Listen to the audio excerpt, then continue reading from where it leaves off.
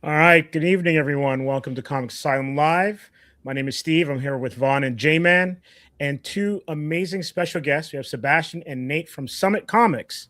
Welcome to the Asylum. How you guys doing?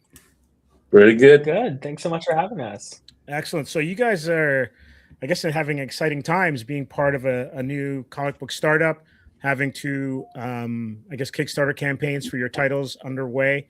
What's it feel like getting, your feet wet and then also starting a new universe? It's let's go with overwhelming, which isn't always bad and is certainly good, but there's a lot, and it's exciting, and we build off each other, and then but we also, it's like moving into a brand new house. You don't know what's wrong with it yet until that first storm, Right. Yeah, and everyone else is sort of rooting for you to fail, and it really makes you want to try harder. So there's that. That's understood. J-Man, you have anything to pop in on that? For what, doing your own? Any questions for them, just as a start? Oh no! I'm sorry. I was just getting the stream set up for the. So I was like, So like, give me a second. I'm just getting their links and everything as well too. Yeah, so no worries. For just a second. Sounds good. Vaughn, anything you want to throw out there to them? So how do you feel that you guys are doing with the Kickstarter so far? Because I know you guys just launched it. So how do you feel? Is it? I mean, it's meeting your expectations or your? It's a lot better. We were both really expecting to just be begging for backers at like the at the back end, and then we were each like less than 2 days funded. Right. And it's just surreal. I mean, now we get to tell these stories, and now it's just all about spreading it out there and spreading like these stretch goals and sort of getting people excited about these things that we're excited about. And so in Summit. Okay. We were worried about a lot of things, and nothing really went wrong that we were worried about, and everything which is even more worrying. So it was fun. Okay. I really thought I was going to be the first campaign to not make it, and then in some weird surreal twist, I currently hold the record for the fastest Summit Kickstarter to meet fulfillment. I met my $2,000 goal in 4 hours. And my trick to it was nothing. I got in the car. My wife and I were going to a concert in Tampa. I live on the East Coast of Florida. We drove 4 hours through traffic to get to Tampa. And when we got there, my phone blew up with people congratulating me. And I'm like, it can't be, it can't be met. I literally just launched it. Like I literally hit launch and then jumped in the car. So I did nothing. My phone was in my pocket. I drove the whole 4 hours, and I get there, and everybody's like, "Oh my God, you hold the record." And I'm like, "No, I was prepared. Like, my campaign ends next week on my birthday because I really thought that the last 3 weeks were going to be me just begging everyone to donate at least $1, to pledge $1 for my birthday. That's all. And then I don't know. It's very strange." That's a pretty good marketing plan. Pledge $1. The birthday party, getting in the car. Time it across your birthday. That's not a bad one. You get to sign the digital birthday. We got to try that next. Thank you. So give me some ideas. Says 7 days to go on that one. I don't think, Steve. I don't know if I can post the link. I'll be able to post. Can you do that? Because I've already got them in the notes. Okay. What I'll do is I'll post them, and then we'll take a deep dive into the campaigns in a little bit. Travis, love it. Who are these? Travis is in there. So Nate or Sebastian, who, for those who are tuning in who aren't familiar with who Travis is, who would like to kind of give us a little bit of a backstory on that wonderful individual? Travis is Travis. He's the CEO and publisher of Summit Comics as well as Orange Cone, but he really shepherded all of this, and he is one of the he is a very big personality in indie comics, and that is putting it lightly. Okay. He's sheer willpower. He makes and sometimes he makes Stan Lee and P.T. Barnum seem humble and shy. Goddamn. I think did he say in that meeting that passed? He's like, Travis is never wrong. Past Travis is wrong, Yes. but future Travis is always right. Current Travis is always right. Mhm. That's pretty good. That's a you know what? good. That's That's a good mantra. I like it. That's almost like Doctor Doom levels of. You have no idea. Only Doom? Yeah, I get you. Only Doom. So how did either of you get involved with Summit? Well, I was sort of involved from day one. I saw a lot of people messaging on a group chat, just arguing about something. I said, "What's up?" And they said, some people said that you can't do an indie superhero universe that like this and this and this. And they had like the little basis of the idea. And I said, and I really wanted to prove this one guy wrong. And I was like, I love a good spite project. And then Summit was born. I mean, it really was that. It was just 2 or 3 people saying, let's put our toys together and then build a bunch of things on top of it. And a bunch of people saying, let's not work. And then we cut out those people and then built Summit around the others. Mm-hmm.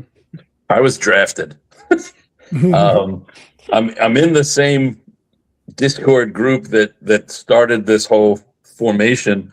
But I have that thing muted because as Nate said, they argue even about things they agree on, like all day. So I have it muted because otherwise my phone is nothing but notifications from that thread, from that channel.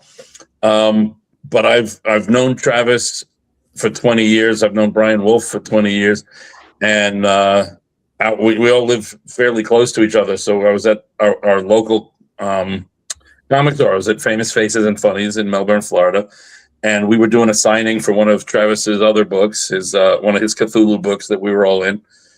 And they came over to me and they're like, "Hey, we're doing this superhero thing. Have you seen it on the?" I'm like, "No." I'm like, I mute that because Discord gives me a headache anyway. They're like, "It's superheroes, and that's kind of your wheelhouse. And we think maybe you could do something of a different tone than most of what we're doing. You could do that lighter, goofy tone that makes you so happy." So I threatened to make a character called the Blue Iguana, and they said, "Make whatever." Travis is like, "Yeah, I'll get you in there. Don't worry about it." And then from there, it spawned into this cricket, and yeah, so everybody else came in with a vision, and I, in the way that I lived most of my life, just kind of stumbled in and was like, "Oh, what's going on here?" and made a bug. Nothing wrong with that. That's The cool. important thing is that it stayed blue. Yes. Excellent. And so I'm just going to scroll down here because I'm not sure if because we did go over the Pinnacle one shot, but I'm not sure if your IPs here with the Cobalt Cricket and Wayfarer tag here, if they were in the Pinnacle one shot. Were they? Remind me if I'm mistaken. Pinnacle, the way that worked was Cobalt Cricket was in it because he was always meant to be in it. Wayfarer was part of our Wave 2 line of characters, and it just so happened that I had my preview ready by the time that Pinnacle was launched. So we made it a stretch goal, so it just so happens that like my first 5 pages are in there as sort of just this not complete story, but here's the first 5 pages of gorgeous Stan Yak art, and then you also get like complete stories of everyone else. Right. So I would say the Sebastian, your character is a street level character. Yes. Nate, yours is intergalactic. We're going to discuss the virtues of both. So Sebastian, why do you think, or do you, which is your favorite? Because like the cricket, Cobalt Cricket, even though you're writing a street level character, do you enjoy street level more than spacefaring, or are you more on the side of a scaled down story? Um, one of the great things about Summit is that like look at those two ridiculous blue boys there. The fact that we can have them, like, that's what was so great about us having our launches kind of overlap, and then we just kind of tied them together on the whole, hey, look, we're blue theme. But at the same time, in this new universe, he's exploring the deepest regions of space and kind of fleshing out our literal universe. And I've got a guy jumping around the streets of a city in Florida. But there's an overlap because, that's the beautiful part of the shared universe is the word shared. So there are, it's alien DNA that gave him his cricket powers. There are aliens and things called echo beasts that he'll be fighting as, throughout the cities. And even though you would think, the cosmos is this big, everybody, when they talk about cosmic level heroes, they think of the giant scope of all of that. And he's based it on the Odyssey. So it's literally epic. Like that's where the word epic comes from. But the heart of his story is just a dad who's lost trying to get his way back to his family. So you've got, it's even, I guess humanity's not the right word because he's an alien, but that, for lack of a better word, that humanity of both, is what makes them who they are, and ultimately what makes them worth reading. So I don't think one is better than the other. It's more the idea that we're already, as a company, trying to do that. Where some people are going to go, oh, I really like the cosmic stuff, and other people are like, oh, I like Spidey and Daredevil and that kind of street level thing.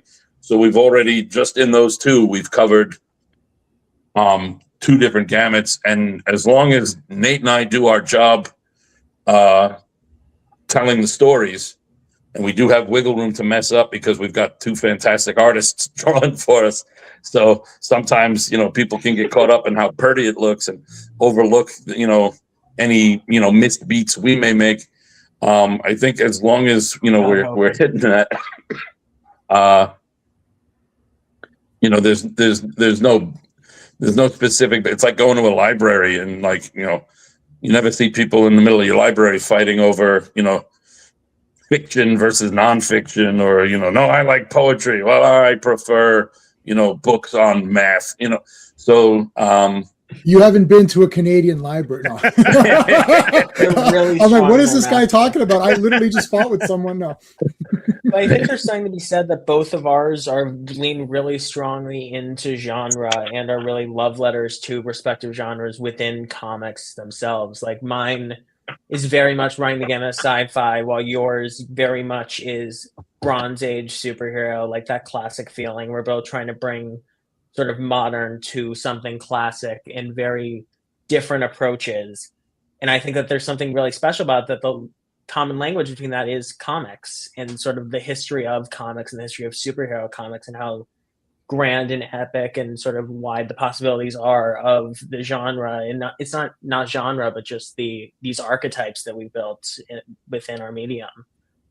And I think, obviously I like sci-fi more, but I think it's all about, both have great places and both are fun, but I like that it's just a challenge to come up with something crazier than everyone else who's ever written sci-fi, or come up with whatever the most insane thing I can do that day, or like something that pops into my mind, and like just this, and then ground in just the most emotional, character-driven humanity thing possible, and really try and bring something emotional and tethering to something so out of this world and epic. Awesome. Yeah, that is cool. So we'll just run it through the panel, but we'll start with Sebastian and Nate first.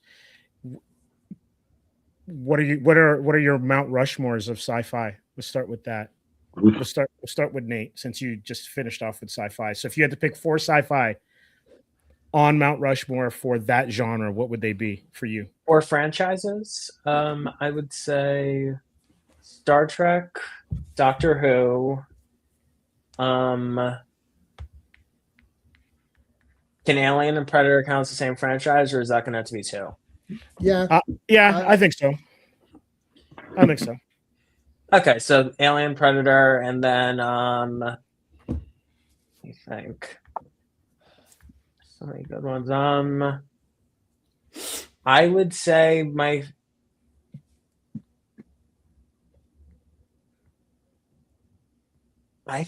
I honestly think it might just be like the Guardians of the Galaxies movies at this point. They're just because at this point, like I rewatch those just to turn my brain off. That's a good way of putting it. J-Man would like that assessment of your assessment of Guardians of the Galaxies for sure. Yeah. So Sebastian, what are yours in terms of sci-fi? I'm an older nerd, so when you said my Mount Rushmore of sci-fi, I wasn't even thinking, the movies, because a lot of sci-fi movies have more or less become, action adventure movies with sci-fi elements. But if I was going to make a sci-fi Rushmore, and I don't even know how many faces are actually on Rushmore anymore. But I would go with some authors. I would probably go with Larry Niven, Heinlein, Philip K. Dick. What do I need? Two more? No pressure. Trying to think. Yeah, any of those like kind of 60s, 70s sci-fi novels that you find at like a used bookstore for 50 cents that have those those paintings on the cover that those painted covers that make you go, the hell am I, like there's like a some weird elongated thing and a star in the distance and like a person riding on like what seems to be a cross between an elephant and an otter. Any of those, it's like, what the hell is this? Those are that's when I think sci-fi. I go straight to the old. I can already, once you said who would be on, I already could smell the books of some of the authors I was talking about. That old book smell. Well, those are some good choices. Wait, J-Man. Lovecraft count? Oh wait, Lovecraft count? Swap out Guardians for that. No worries. Like this is a fluid conversation. Yeah, it's tough to it's Star tough. Wars. Are we saying Star Wars is fantasy, or What's are we that? saying it's sci-fi? Right, like it's more fantasy, right? Right. Yeah. Star Wars, I would say, is more fantasy. Yeah. So that's not. Star Trek can explain to you the fake process they're using to create light speed, and Star Wars pushes a button. Right. Find me a dilithium crystal. Sure. Yeah, Why not? So J-Man, what do you have on your top four? I could do authors or things I'll do. My favorite show is Doctor Who. So Doctor Who, which also is kind of fantasy though. Really, I don't know. Like that's also fantasy. Horror a lot of the time. Yeah, but I who's think your favorite Doctor? My favorite Doctor is John Pertwee. Ooh, good pick. But the best Doctor is Tom Baker. So if anyone's saying it's not Baker, that's like fake. But my favorite personal is John Pertwee, just because he is super cool. But I've seen every Doctor Who thing there is, including like K9 and Class and Torchwood, and even up to whatever the latest Doctor Who was, whatever the Ncuti got. I've seen every single thing, and I own every single Blu-ray and DVD of Doctor Who there is, and I've met almost all the doctors who are alive, and I have Tom Baker's autograph personalized to me when he was doing personalized autographs way back. But yeah, Doctor Who I'd say for sure. Star Trek 100%.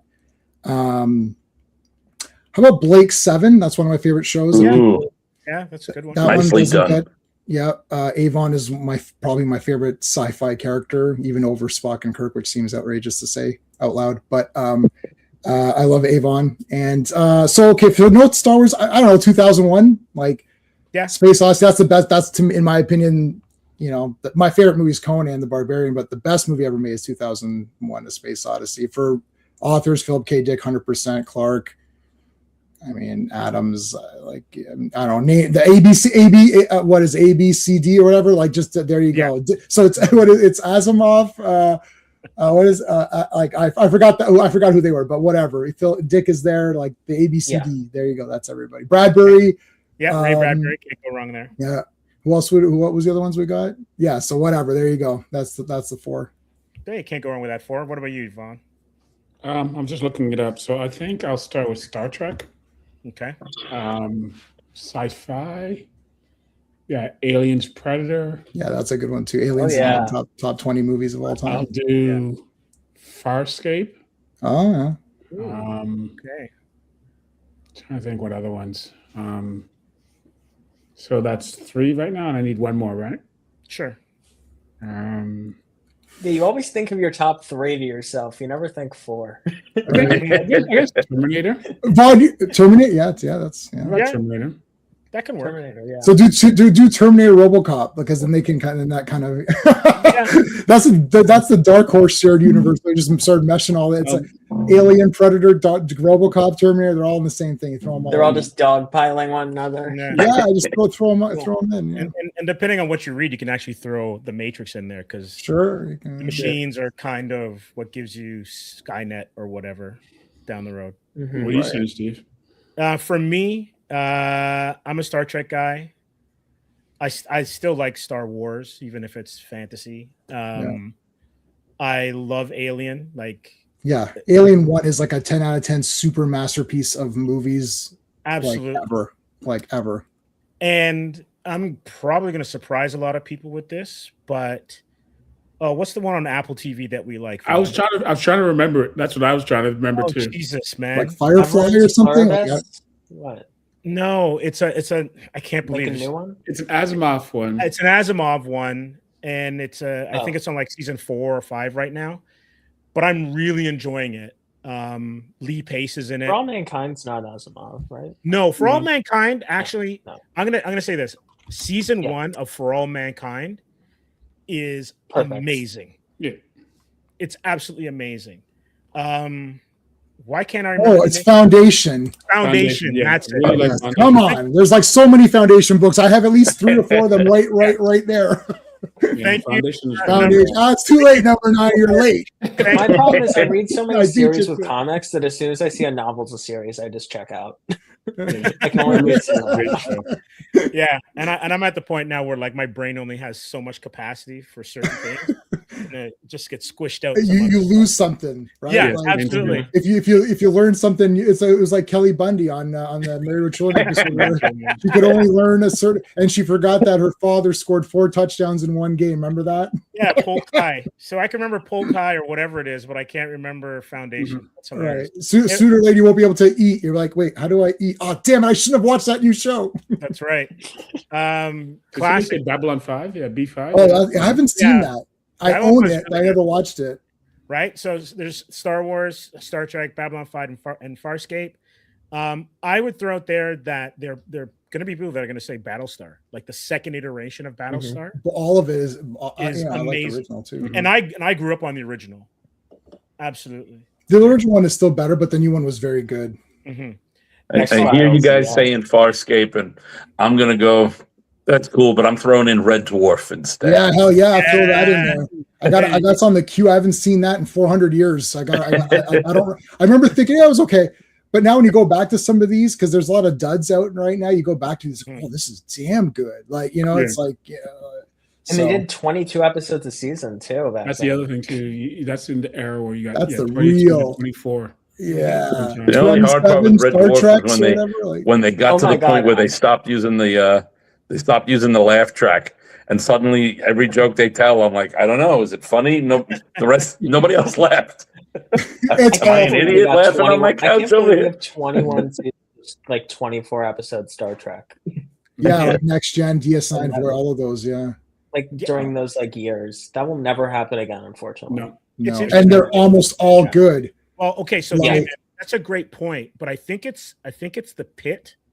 Who's the star in the Pit? What's his name? Noah used to be on ER. Noah Wild. I think it's Noah Wild. Noah Wild was saying, "Hey, what's up, Phil? Phil, what's going on, dude? What's up? How you doing? Number 9, classic. How's it going, Jo? What's up Some- to everybody some- that's in some the, of my in the friends, chat? And Jo, before I give my point, I want to have JO's thing come up. I just watched Predator 1 and 2, and then Predator. Yeah, so you've seen all the Predator movies. And he Oh, loves hell them. yeah. Those are all of those are the only ones there are. So you've seen them all. Absolutely. Well, Prey was great. Absolutely. DK, Calban, hey guys, what's up? So the thing that Noah Wiley was talking about is that he was advocating going back, or at least someone in the production of The Pit was advocating going back to a 22 season episode season Structure? And when you think about it, because Nate, you brought up a good point about Star Trek being 22 to 24, and J-Man, I'm going to hop on what you're saying. They're all bangers in some of those seasons, right? I love every Like, episode of you Next remember Gen. those, and like even a bad episode of Star Trek, that's one in 24, a couple in 24 instead of 2 or 3 in 8. Exactly. Yeah. Oh, Like, then buddy, you can- 100%, exactly. man. By far. You 100%. feel it. Like the stinker Star Trek episodes are no different than the stinker ones now. It's just that they were Yeah. a big, smaller percentage of the total. Definitely. And depending on the series, I don't think there's that many. Out of the 735 Yeah. original Star Treks before the relaunch and with Now Abrams. you guys have me wondering what was that sci-fi show that Noah Wiley was on? The one that was kind of like sort of V-esque. They were fighting against aliens that had already invaded Earth, and they were little holdouts. Oh, I do remember that one actually. Yeah. I think one for like 1 or 2 seasons. I think it wasn't always as good as it could have been, but they tried really hard, and I gave them credit for that. But I can't remember what the hell it was. Hold on, I'm going to check it up right now. You gotta Google it. Falling Skies, is that it? Yes. Oh yes. Okay, I didn't I watch think I that. watched some of the first season. I didn't It's called finish it. Falling Skies. Yeah. Yeah. Yeah. I don't think it's tough to get into shows now because I feel like a lot of shows take their time to establish themselves, and you know I can't get into this. Oh, it'll get good. Like somebody tells me, yeah, it'll get good. Well, Raiders of the Lost Ark was 10 out of 10 immediately. Star Wars 1 was 10 out of 10. I didn't, but if you take the number of hours that it takes for it to get good, you've done the Star Wars trilogy, right? Like. It's an hour an episode, and episode 6, then it's getting really good. Yeah, but that's 6 hours. That's 2.5 Star Wars movies that were 10 out of 10 masterpieces. What do you guys? Next Generation, I love all of it. I've seen all of those Star Trek shows. I've seen them 5 or 6 times, like easy each one. I've seen DS9 like 8 times over. It didn't get good. It was like awesome immediately. Maybe it got better, but it was already awesome. It sort of found itself, and yeah. And I think what you're saying is like even back then, like even now when you find something that's great, like I loved Pluribus. I thought it was genius. I gotta watch that. I like that girl, right? At the same time, like I love that show. It was brilliant sci-fi, but at the same time, now we gotta wait 2 years for more. And at the same time, it's the exact same team made Breaking Bad, which was in the old format, and Saul as well. Like I'm not complaining or anything. Like I get how it works, but at the same time, like it's not, the old model is not going to be sustainable anymore if we move back to it. It sort of like moved away, and like there's only like so few people in the game who want to go back to the typical model. I think there's only like NBC who really is fighting for it, and besides that, it really is just a couple people behind the scenes, and like at the bottom level, and at the top, everyone just really likes to put their money behind the big things and then just let the small things fail. Can I ask a question to the whole panel? Do you feel that this dropping the whole thing is bad? Because if you think back to Next Gen, you're watching a week, then you're talking to your friends about it, right? Then a week passes, then the next one, there's anticipation for the next one. It's standalone. You talk to your friends about that one and that one. And because it's elongated, they're making the next season, the gaps between isn't as much, and it stays with you longer because you have a chance to rewatch it. You know, you can talk to your friends. Like now it's like I watch like an entire thing drops and then I got to talk to these guys. Oh, what did you think of season 5 of The Boys? What do you mean season 5? Like, shouldn't we be discussing episode to episode or whatever? Like versus like the whole thing. No, I don't think Boys didn't drop like that. So that's a no. It dropped weekly. And weekly. There was But you discussion understand what I'm week to saying. week. Yeah, like the Netflix model Which is the versus point. a serial. Yeah, that's what I'm asking. Well, the week to week time. First off, it's bold get of the you to stuff assume I have weekly. friends to talk to. We'll talk to You see it on the internet more. You get the free publicity of just the algorithms for Right. 8 weeks versus 1 week.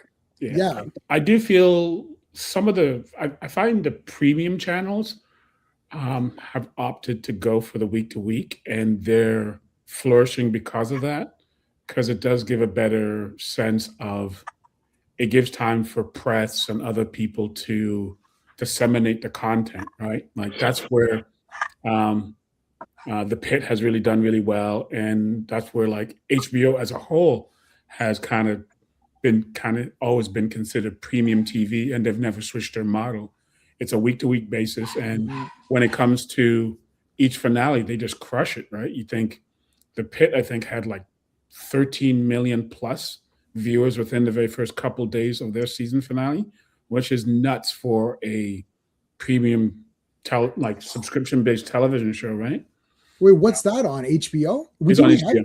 Do we have that in Canada? We don't have. Yeah, HBO. we have Yeah, it. it's Crave. It's Crave. Crave. It's Crave. Okay, that's what it is. Okay. But you have that, and Yeah, I then think you there are have some things- places it doesn't reach though. Yeah, but then you have like Apple TV. They do the week to week model as well too, and they're thriving from that. Also, I feel like there's something to be said about now that you go week to week, it gives a little bit more time buffer, whether it's behind the scenes stuff that people could do stuff to kind of, you don't have to say you have to get all the episodes ready day one for June the 1st when it premieres out, right? Versus if you do like Netflix, you got to drop them all. It becomes problematic, I think. People burn through with the very first day, and then you're done for another 2 years, right? I'm gonna go with I the just pragmatic think it's funny angle. going back around One, cable. I'm old, so if you drop all of them at once, I'm gonna want to watch them all at once. But I'm gonna be falling asleep somewhere in episode 4. 'Cause I'm old. I work. I'm supposed to be writing. I don't got time to sit there and watch 6 to 10 episodes in a day and a half. I can't be doing that. I get you. And the other thing is with the weekly model, it gives me that time to kind of think about what I watched. Yeah. And it makes it easier. Like if I start watching a show and around the 3rd episode, I'm like, I'm not really feeling this. If I've been watching them one a week, I don't feel as bad walking away. Whereas if I'm on episode 3 and there's 6 episodes, I'm halfway through and I just wasted half a damn day. I'm like, no, you know what? I'm gonna find out how this ends. I didn't. If I quit now, I wasted half a day. But if I watch them all, it was for something. I was a part of something bigger than me. I wonder if they take that into account. That's an awesome point, man. Because I have that way too. Like I'll watch a couple. This show sucks. Oh, it'll get better in episode 8. I don't care. Like I'm not watching till that point. Like it's over now. I gave you 1 hour of my life. I can't get it back. Surely in 1 hour, the first hour of Star Wars 77 has a ton of shit and a lot of cool stuff going on. Right, guys are blasting, Vader's beating the crap out of people, Jawas are blowing shit up. Like it's like a lot of cool shit happens in the first hour, and the movie's only 2 hours. So yeah, I'm with you. But yeah, if you sat there for 5 hours, like, well, I may as well sit here for 2 more and just finish the thing, right? Yeah, right. Mm-hmm. I bet Netflix has some stats on that. Yeah, guaranteed. Right? You'll never see him them. in there. Yeah, we got him in there. You can't have more than 10 choices. Your brain can't handle more than. That's why they only have those top row. Because like after a while, you just sit there. You're like, "What am I going to watch?" And you're just pressing this, and your thumb gets hurt. You're like, "What am I doing?" And then you end up watching nothing. You spent half an hour searching for something to watch, and you end up watching nothing. Or I throw in so much. Army of Darkness for the just a shuffle button on one of those streaming services can be like cable again. Just like something, so I don't have to choose actively what I want every single day. I actively think that Netflix they're the only people doing it now. If you notice, all the other streaming models are not anymore. I think Disney Plus started and debuted with all of them dropping at once, and then they shifted to a weekly format after that, right? But I think Netflix has such a library and such a head start on some of this stuff, they could still afford to make that their model. I'm gonna throw this out there because it didn't occur to me until just sitting here listening to you guys chat. Do you think maybe the advantage to not dropping them all at once is that you can't get momentum killed right away as well too? So even if it's bad, there's the time for you to kind of recover, right? The pilot may not be a banger, but momentum can grow because we've seen that happen with a lot of shows in the past, right? Where sometimes the whole season goes by. You get 22 episodes and it only catches itself in reruns. But the way that we're kind of like we're clickbaity right now, our attention spans are really short. If you drop and it gets a bad review, who wants to waste 6 hours to confirm that it was actually bad? Right. So even if you don't find also your it's having an hour a week versus having 8 hours once a week. Exactly. Right. And once you forget, I forget by the time the stream's over, good thing your guys' names are on this thing. I'm not going to know anyone's, I'm not going to remember my name by the time the stream. I'll watch that entire season. I was like, wait, what happened again? It just feels like you just consumed the entire thing so quickly. It didn't have time to breathe in my head. Like, yeah, that is a point too. Yeah, that's a good point. Yeah.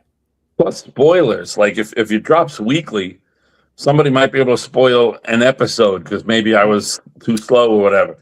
But if you drop it all at once, I'm sitting down. I finally got home from work. I'm turning on. I'm like, all right, I'm going to watch this. And I make the mistake of looking at my phone, and somebody just told me who died in the last episode.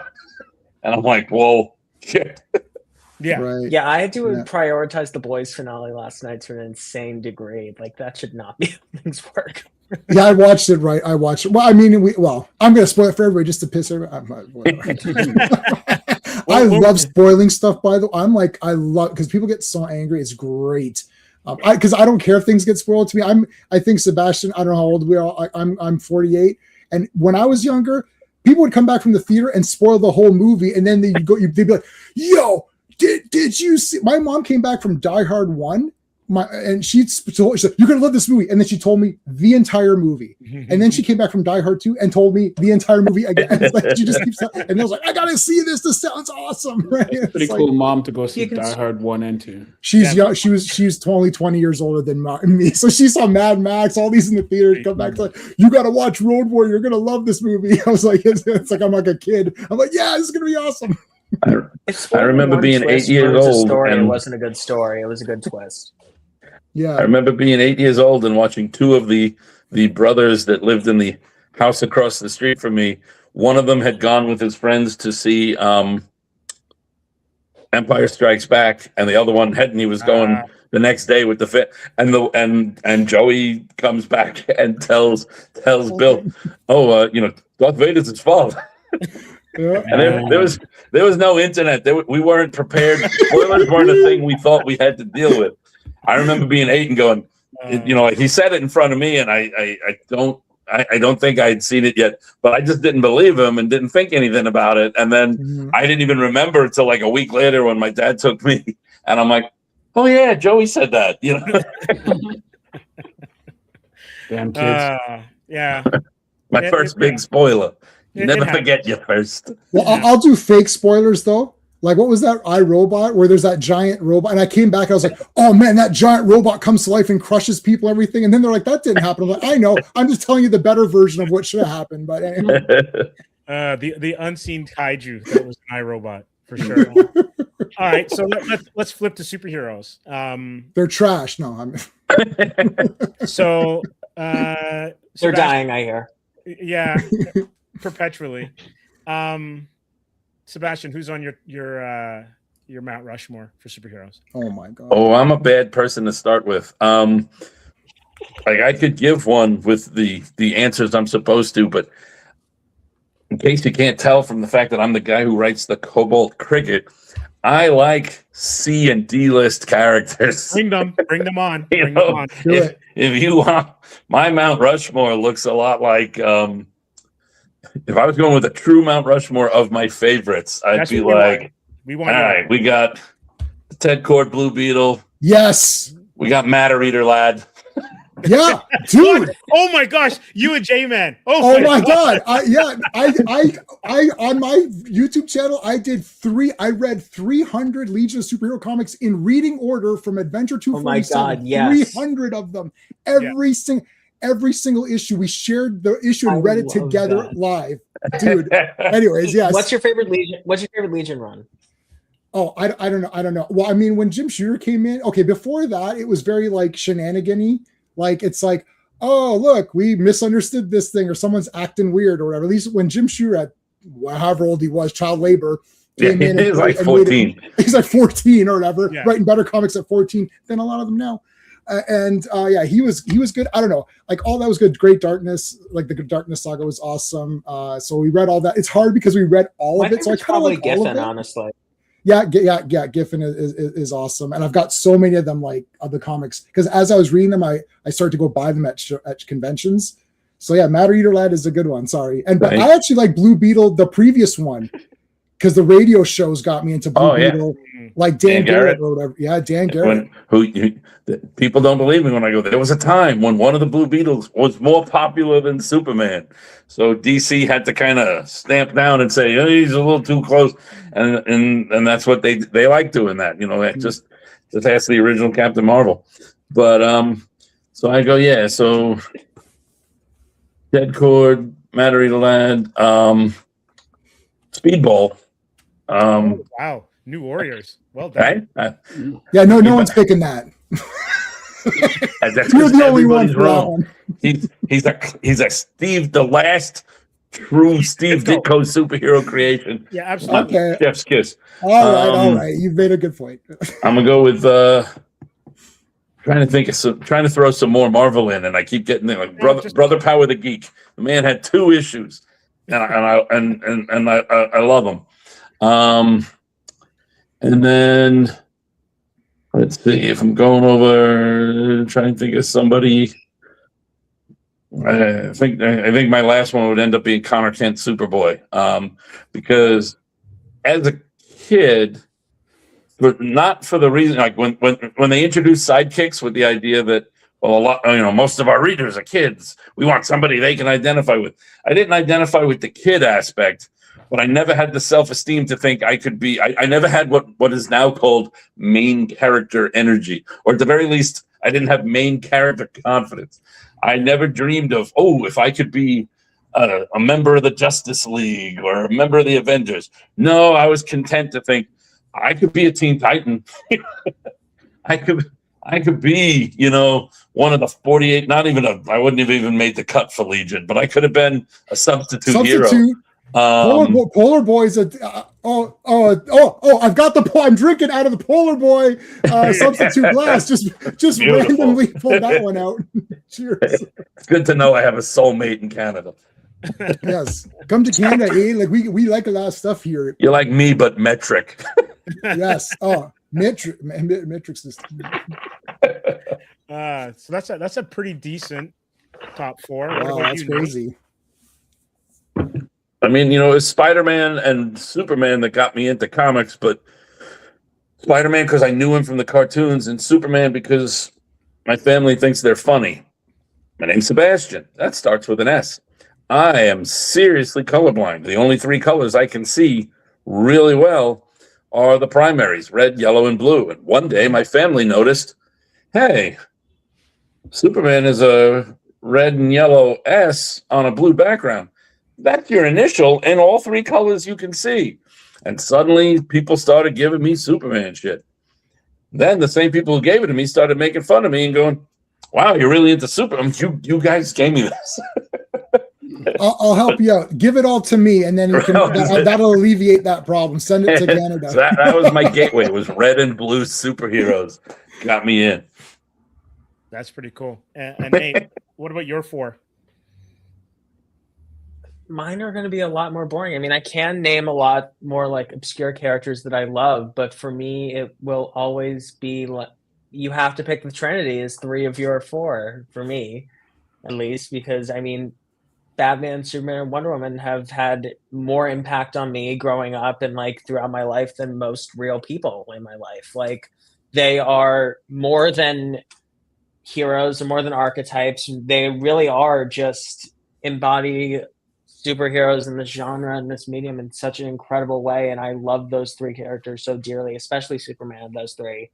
And I would say for a fourth, I could say Mr. Miracle, who was like my favorite since I was like 5 and saw him on like the Justice League animated show. And I loved him. And then I read the Jack Kirby comics, then I read the Tom King run, and then I was just like, I just kept getting great comics with him after I already loved him.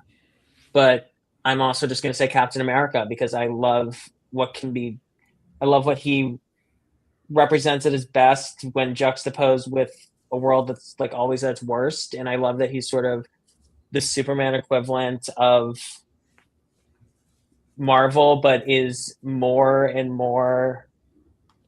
I love how a bright light just gets so much more wholesome and so much more appealing to you in sort of like a darker world. And like Superman and Captain America just really show that more than anyone else to me. And I think that like, even though it's like Captain America, like to me, he couldn't be further than like embodying like what America stands for. Like today, he embodies for like what we are at our best. That like Superman embodies what humanity is at its best, even though he's not necessarily human. Yeah, those are good points. And I think that's why they continue to resonate, for sure. Mm-hmm. J-Man. Yeah, Shazam's one of my Shazam was the other one. There's something about Shazam, and I don't know if it's just the color, the cape.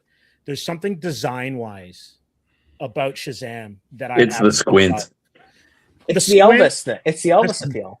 Yeah, squint and the Richard Nixon hair, I think. I've got the comic Captain where Marvel. Superman's I was reading Shazam. It's Captain Marvel. It's Captain Marvel. Captain Marvel. Yes. Yeah. It's just people get confused, unfortunately. Captain Marvel also has the best movie serial. Yes. Spy Smasher's pretty awesome too. Those are the two best movie serials, better than the Superman ones. Mine is exactly the same as also the Captain Marvel TV show, the old one. Yes, love it. Look, it's Superman, Batman, Wonder Woman, and then I'll say Spider-Man just to throw a Marvel guy in there. But I could give you every hero. Like, I mean, for me, it's like Superman, Batman, Wonder Woman, Supergirl, Robin. I like Captain Marvel, Human Torch, Cyclops, Spider-Man, Captain America, Hulk. Who else do I have? I'm looking at my tattoos as well. Iron Man.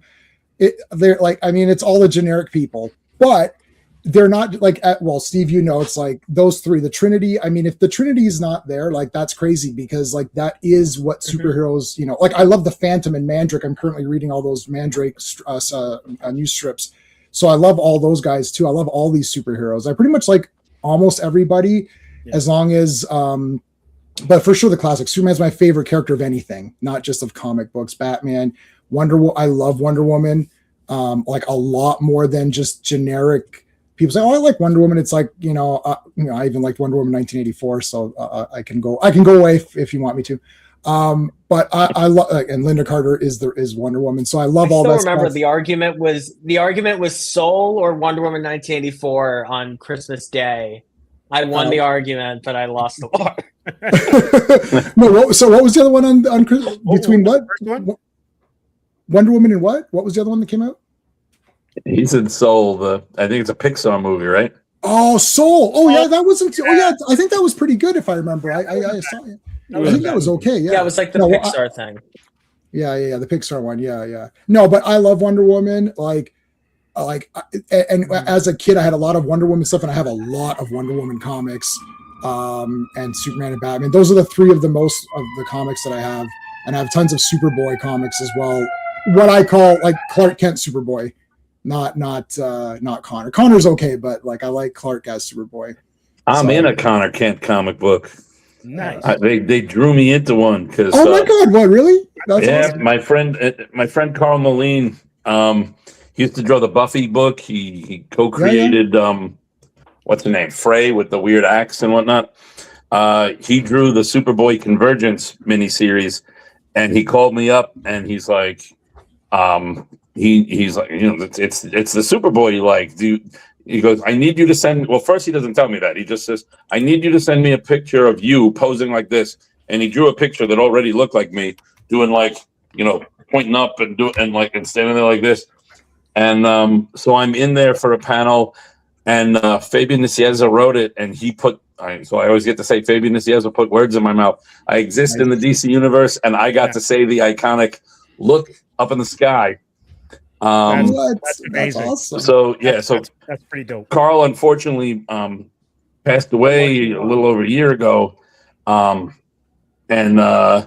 that's why in the Cobalt Cricket, the city that I made up, because I'm lazy. I don't like to research and get things wrong and have someone tell me how wrong I am.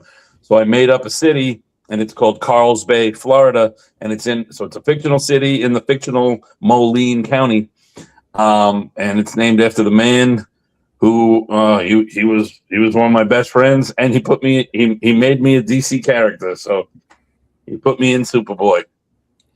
You happen to pick the one Superboy comic that I don't have on this computer at a moment's like it's like below my feet I have like hundreds of everything, and on this computer I have probably like gigs of Superman things ready to go at a moment's notice. Of course I don't have that one. I've got a massive Superboy folder. Now you have the motivation to go get it. To be like, I know this guy. I saw him. No. I have it, but not on the computer. I have drives, so right. I don't have that.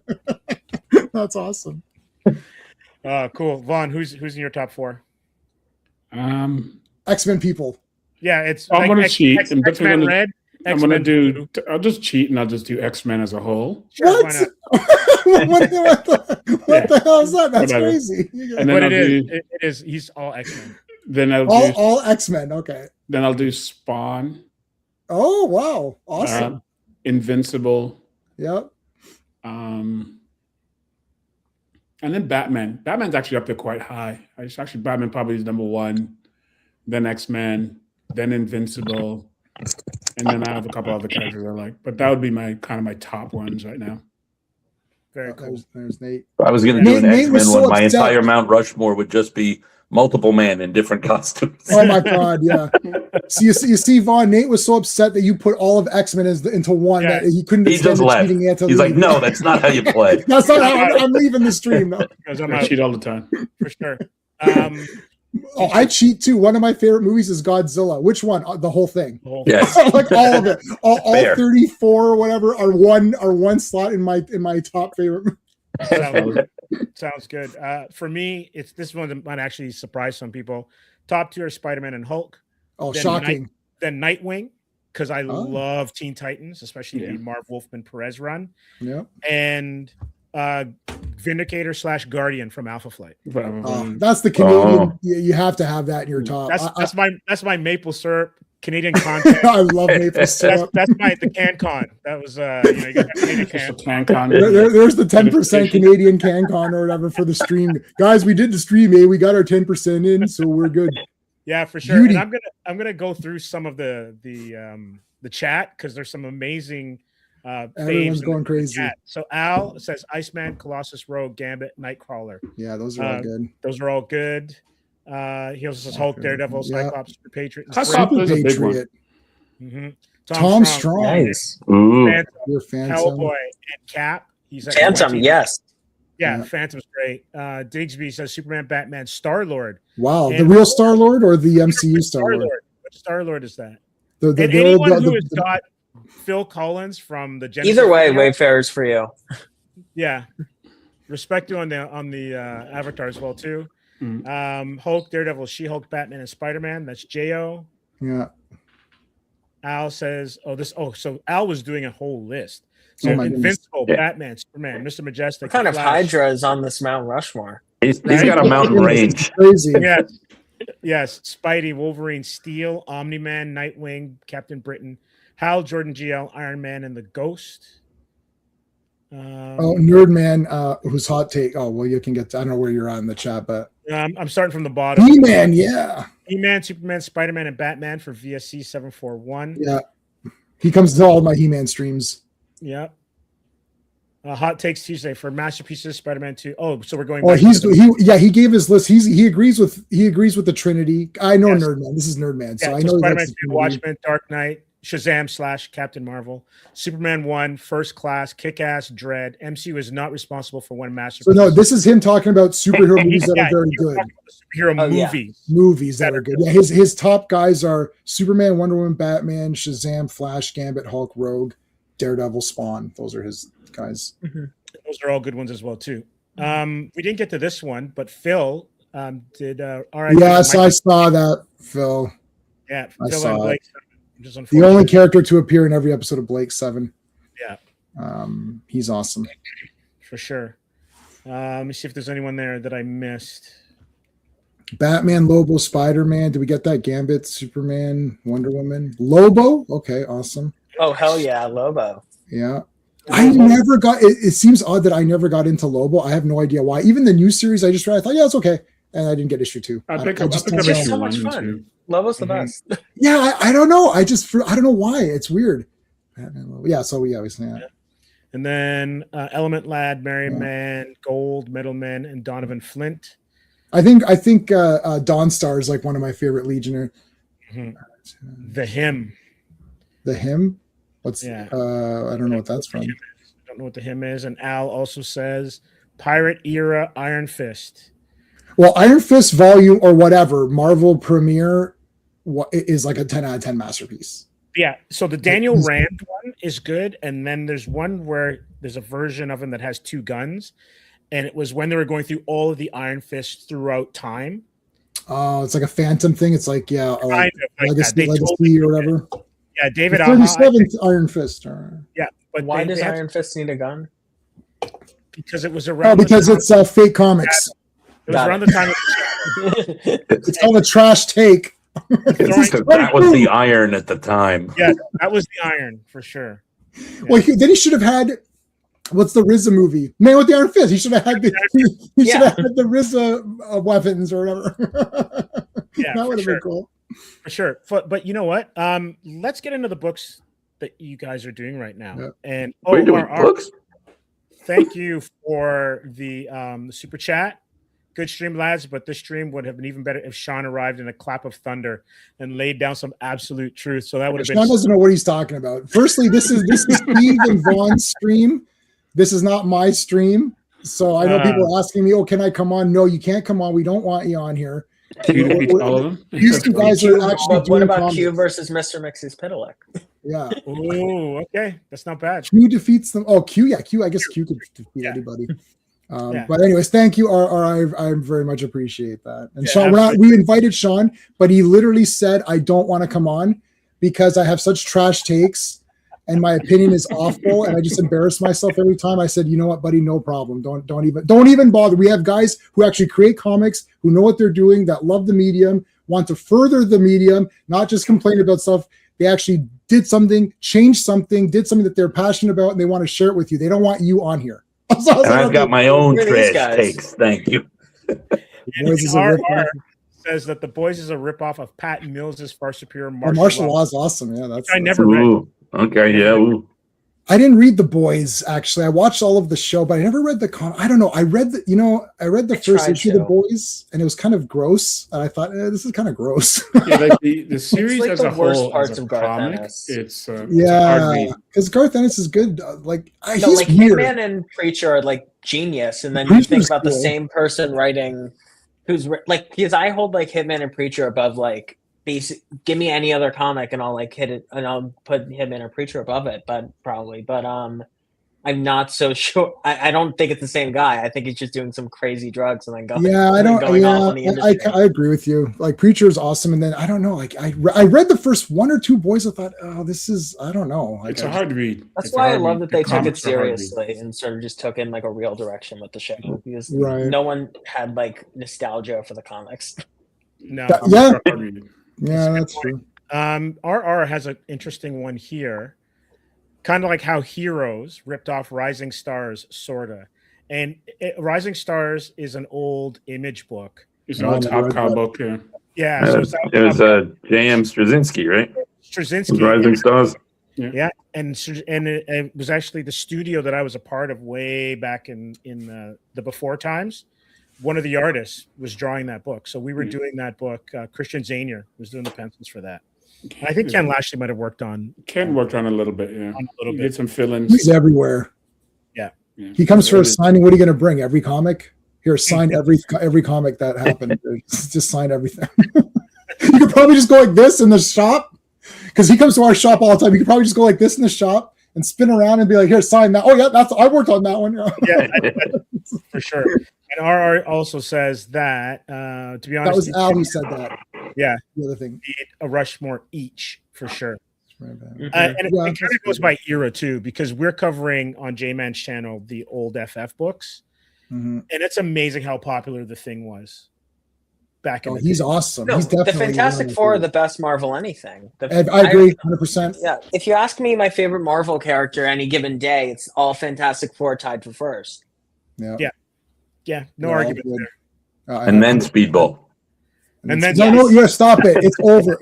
Sebastian, it's over. Accept your loss. It- No. I accept all the rest of your loss. That's And then what I Hank accept. from the Capone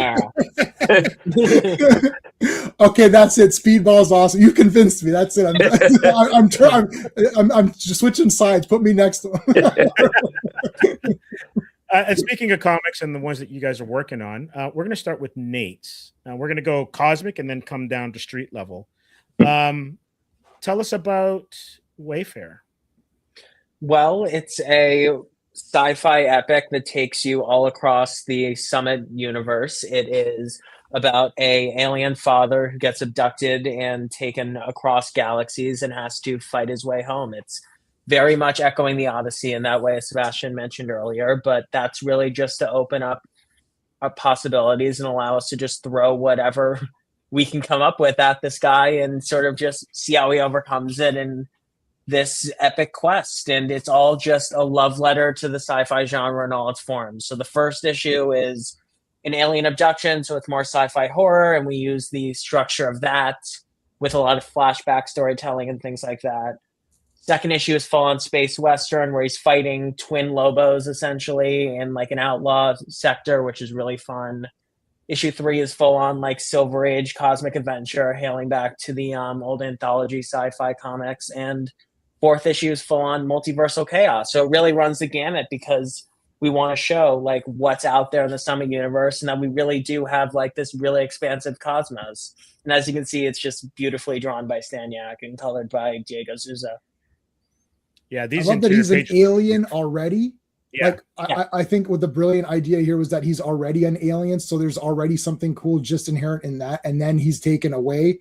So now there's even more potential for even more crazy, like whatever crazy alien stuff is already there. There's more potential because now you're further out, and now it's the unknown for him too, right? And so it's like it's like he's already alien to, it's not like a human, right? So he's already alien, and now you got the extra stuff on. So it's like No, double. we're literally I was thinking about that earlier for a Wayfarer thing, because we're starting at like what normal sci-fi is, and we have to crank it up to 11 from there. Right. And I was thinking, like, because of a storyline that we're doing for a Wayfarer novella, which is going to co-release with 3 that I'm writing currently, I was thinking, what is an intergalactic conspiracy theorist like in a world where there are aliens and there are like everything's possible and there is this vast universe? What would like your crackpot, like tinfoil hat person be? And that stuff like that's really fun to think about, where it's like, it's not everything's alien to you. So what is alien? right. Yeah, well said. Yeah, no, and these pages look great. Yeah, Stan just blows it out of the shit. water. I mean, just, and this is nothing. You should just wait to see the stuff later in the book and what we got coming up. I mean, I am just so lucky that I get to put my words over this and ruin it a little bit with my text. But I'm just hoping not to mess it up too much. But I think that ultimately the thing with this story was just to let Stan's art shine and to take you to other worlds, and he does that better than I do. So I'm just laying it back, and it's very cinematic storytelling. There's no narration, there's no caption boxes except for issue 3, where we sort of have a reason for it. But that's just because to give it a more sort of cinematic vibe, while also very much leaning into the comic genre. I mean, comic medium at the same time. I was gonna say, it reminds me like Heavy Metal magazine. I used to have Yeah. a subscription to Heavy Metal magazine, and it's just like a lot of the times you'd look at the art first. You might go through the whole story just looking at the art before you even get into, okay, let me dive in and start reading the the text now, and I find that that's a very cool experience. It's a bit unique because I think nowadays you kind of open up, you just start reading, because if there's so much text, you feel that, oh, I better read this first before I even do anything else, versus sometimes just enjoying just the art in the world that you're creating in your mind, and then you can see, okay, this is what this guy wants me to feel, and then go back and be like, okay, let me dive in, and it's a different experience. So I think that's kind of cool. Mm-hmm. I also love the palette. Like, is the artist the colorist as well too? No, we have a separate colorist, Diego Souza, who is actually the winner of our Summit Comics Talent Search this past year. And Wow. I was just blown away by his submission. Stan was actually also submitted, which is how I stumbled upon his portfolio, in addition to like his just incredible work and other things. But I just knew the second I saw these first pages that we had something really special. And every script I was writing, I was just really, I knew this was a story that I was really passionate about, and I wanted to find people who would bring it to life in a way that would make it better than I ever could. No, for sure. And I think one of the liberating things as a writer is when you run into a visual team that can bring what you're writing to life. It then allows you to kind of like take the reins off of what you want to put on the page. Yes, my favorite thing in the world is when I can cover up less art because one expression says a line of dialogue, or I don't need to say what a character's thinking with a caption because you can see what he's thinking very clearly with the way he moves or the way he's positioned. And I really just love artists who are able to capture that, like Stan, or like the backup artist of our series who also is doing Trenchers, is out now, Nicolo. It just blows my mind that I get to work with such incredible people. And then on top of that, I get to go back with a second eye and go through and do my lettering pass and just see what can I add to this on top of it and play off of them and let them take the reins for the final pass. Right. And so these are the covers that you have. Yes. It's cover B for issue 1. Mm-hmm.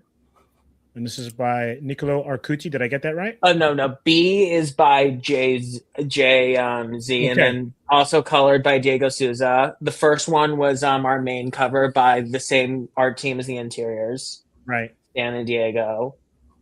And so that would have been C that I was reading. Yes, this one is actually a Jack Kirby homage variant. Yeah. It's New Gods number 10. Yeah, we read all of Fourth World in reading order on my stream as well. Did the whole thing in reading order. Oh, yeah. Covered it all over. I don't know how many streams, but hours. We read the whole comic on the screen. I bought the omnibus and I bought the digital version. We just read the whole damn thing. That's amazing. Pretty awesome. It's just Jack Kirby did something more. He told a mythology. He created an entirely new mythology in a way that no one else has ever done. Yeah. And he made a villain for DC. So. Oh yeah. Just for Darkseid alone, yeah. Like Darkseid alone, yeah, absolutely. You can retire. And Don Rickles. Yeah, and this is his sort of final look. This is sort of final look that he'll get starting in issue 3. I didn't want to make it a Surf Dracula situation, so I made sure it's initially a 4-issue series, and like page 1 of 3, he has to get it, so it's at least half. Right. But this is his more superhero look that he'll have eventually, but we wanted to tease it because Stan just had a great design that Marcus pulled off amazingly in this cover. Sweet. And then this is a black and white version that's limited, but we also have a director's cut that we're doing. So if you want to see every single page of Stan's art in black and white right next to my script pages, you can do that and sort of see every step of the process, which is really cool.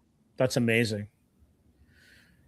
And you are already funded, but you've got still some time to go. So we'll scroll back up there, and I'm going to drop the links in the actually, I'm going to do that right now for this one. And then I've got the links as well. So I'll put them on my, let me go to my stream and put some of the links up as well. So yeah, I'm going to put them in the chat. If you put them in your chat, if you put them in the StreamYard chat, that won't go to my. Will that go to my? No, it won't. I don't think it will. I'll do it. Hold on, I'll do it on mine. It's okay.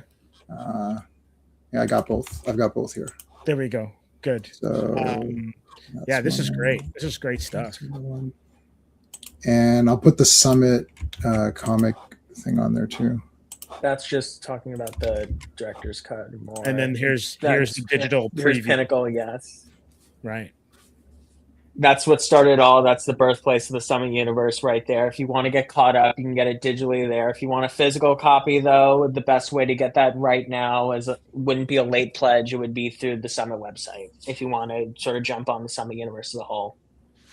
Right. I'm taking money out of my own pocket by saying don't get it from me. But if you want a physical copy, we have a Phil Hester variant and everything. Which is pretty cool that you scored Phil Hester. Oh, I still can't believe it.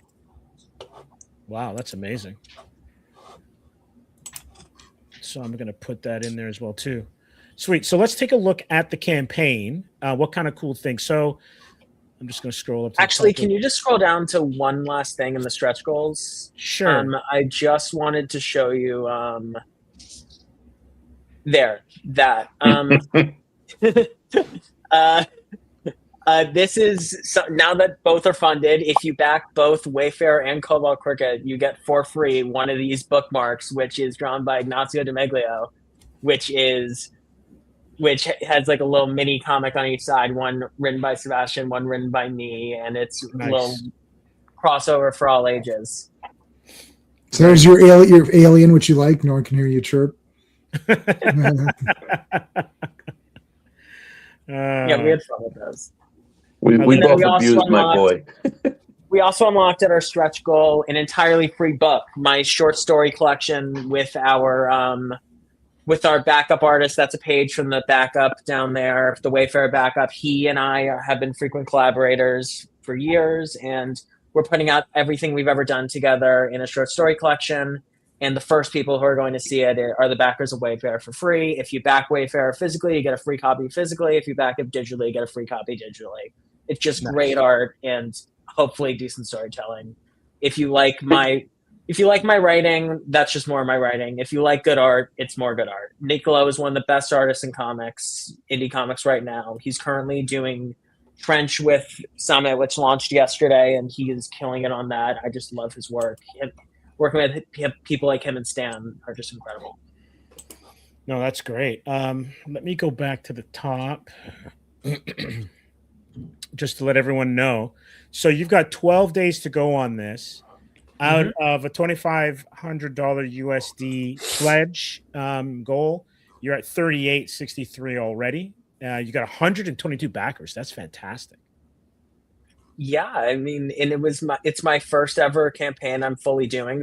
And we only had 40 pre-launch people going in, so I wasn't sure how it was going to go, but I really believed in the story, and I could stand by the art. I knew that just from the first 5-page preview alone, that could sell the book, and that could sell, in the first issue could sell the series. So I just need people to read the first 5 pages. So I was just like, get the first 5 pages everywhere, get the art everywhere.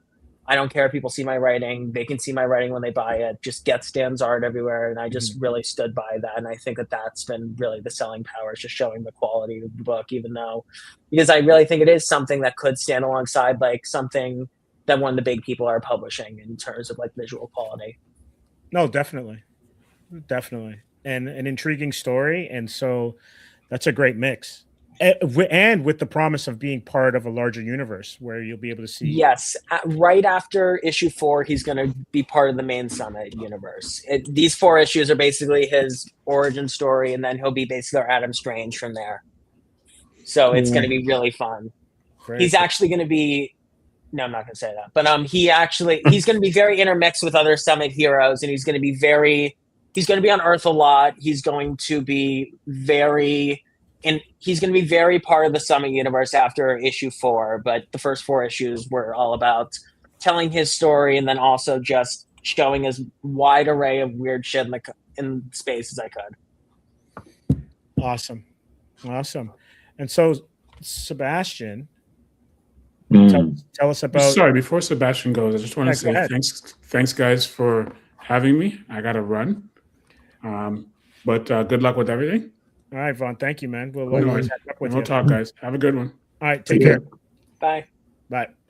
I'll do a quick thing too, really quick, is that I know I get super chats, and if you guys, because like I'm just looking right now, the digital copies are they're not that expensive. It's like $5 or $6, so people give me super chats for that all the time. So instead of giving me a super chat, which Yeah. really does nothing. Like it's not gonna, I'd rather it go to To a these guys, and you guys got a digital I mean, literally, like I'll get $5, $10, $20 super chats. Like, may as well, you can get something for your money instead of me talking.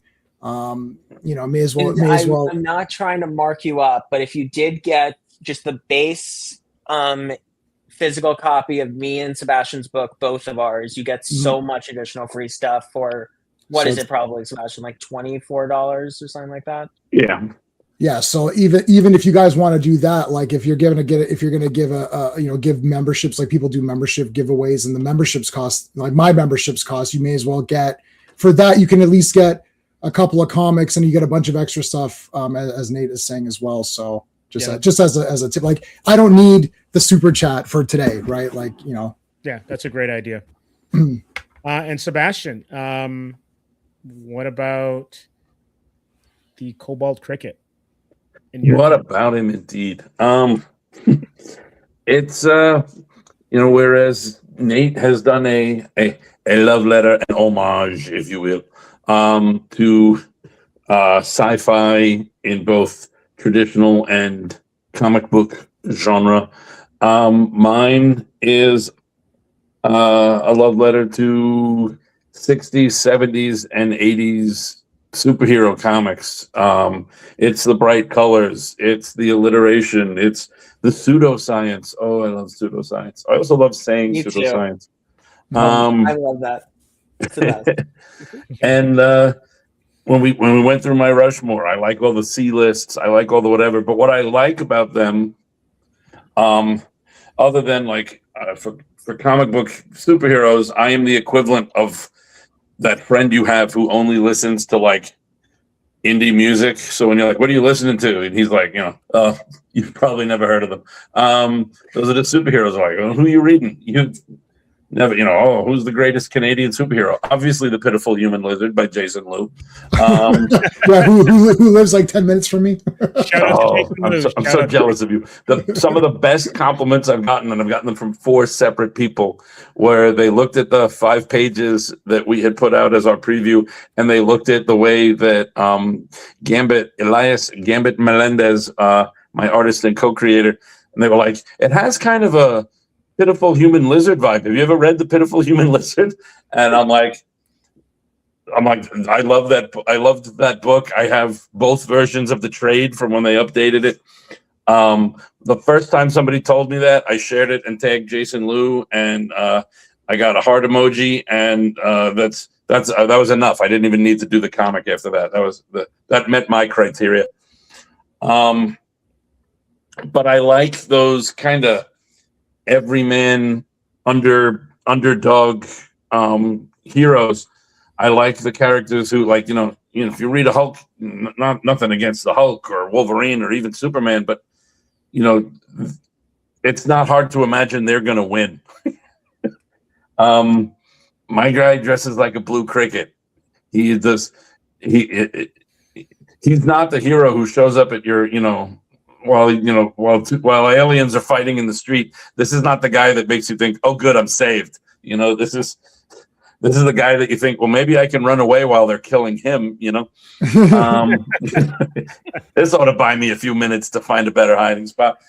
And I love those guys who are out there doing what they can, and even if what they can isn't as much, he's not that overpowered character.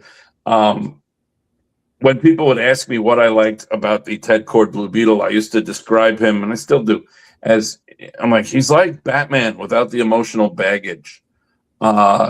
He's rich. Who's your he's favorite self-taught. superhero's favorite superhero? He has his gear, but he's not, And I made Cobalt Cricket along that same line. Like, Spider-Man is great, but everything Spider-Man does comes from that guilt that I can only relate to because I was raised Roman Catholic Italian, so guilt is part of the package.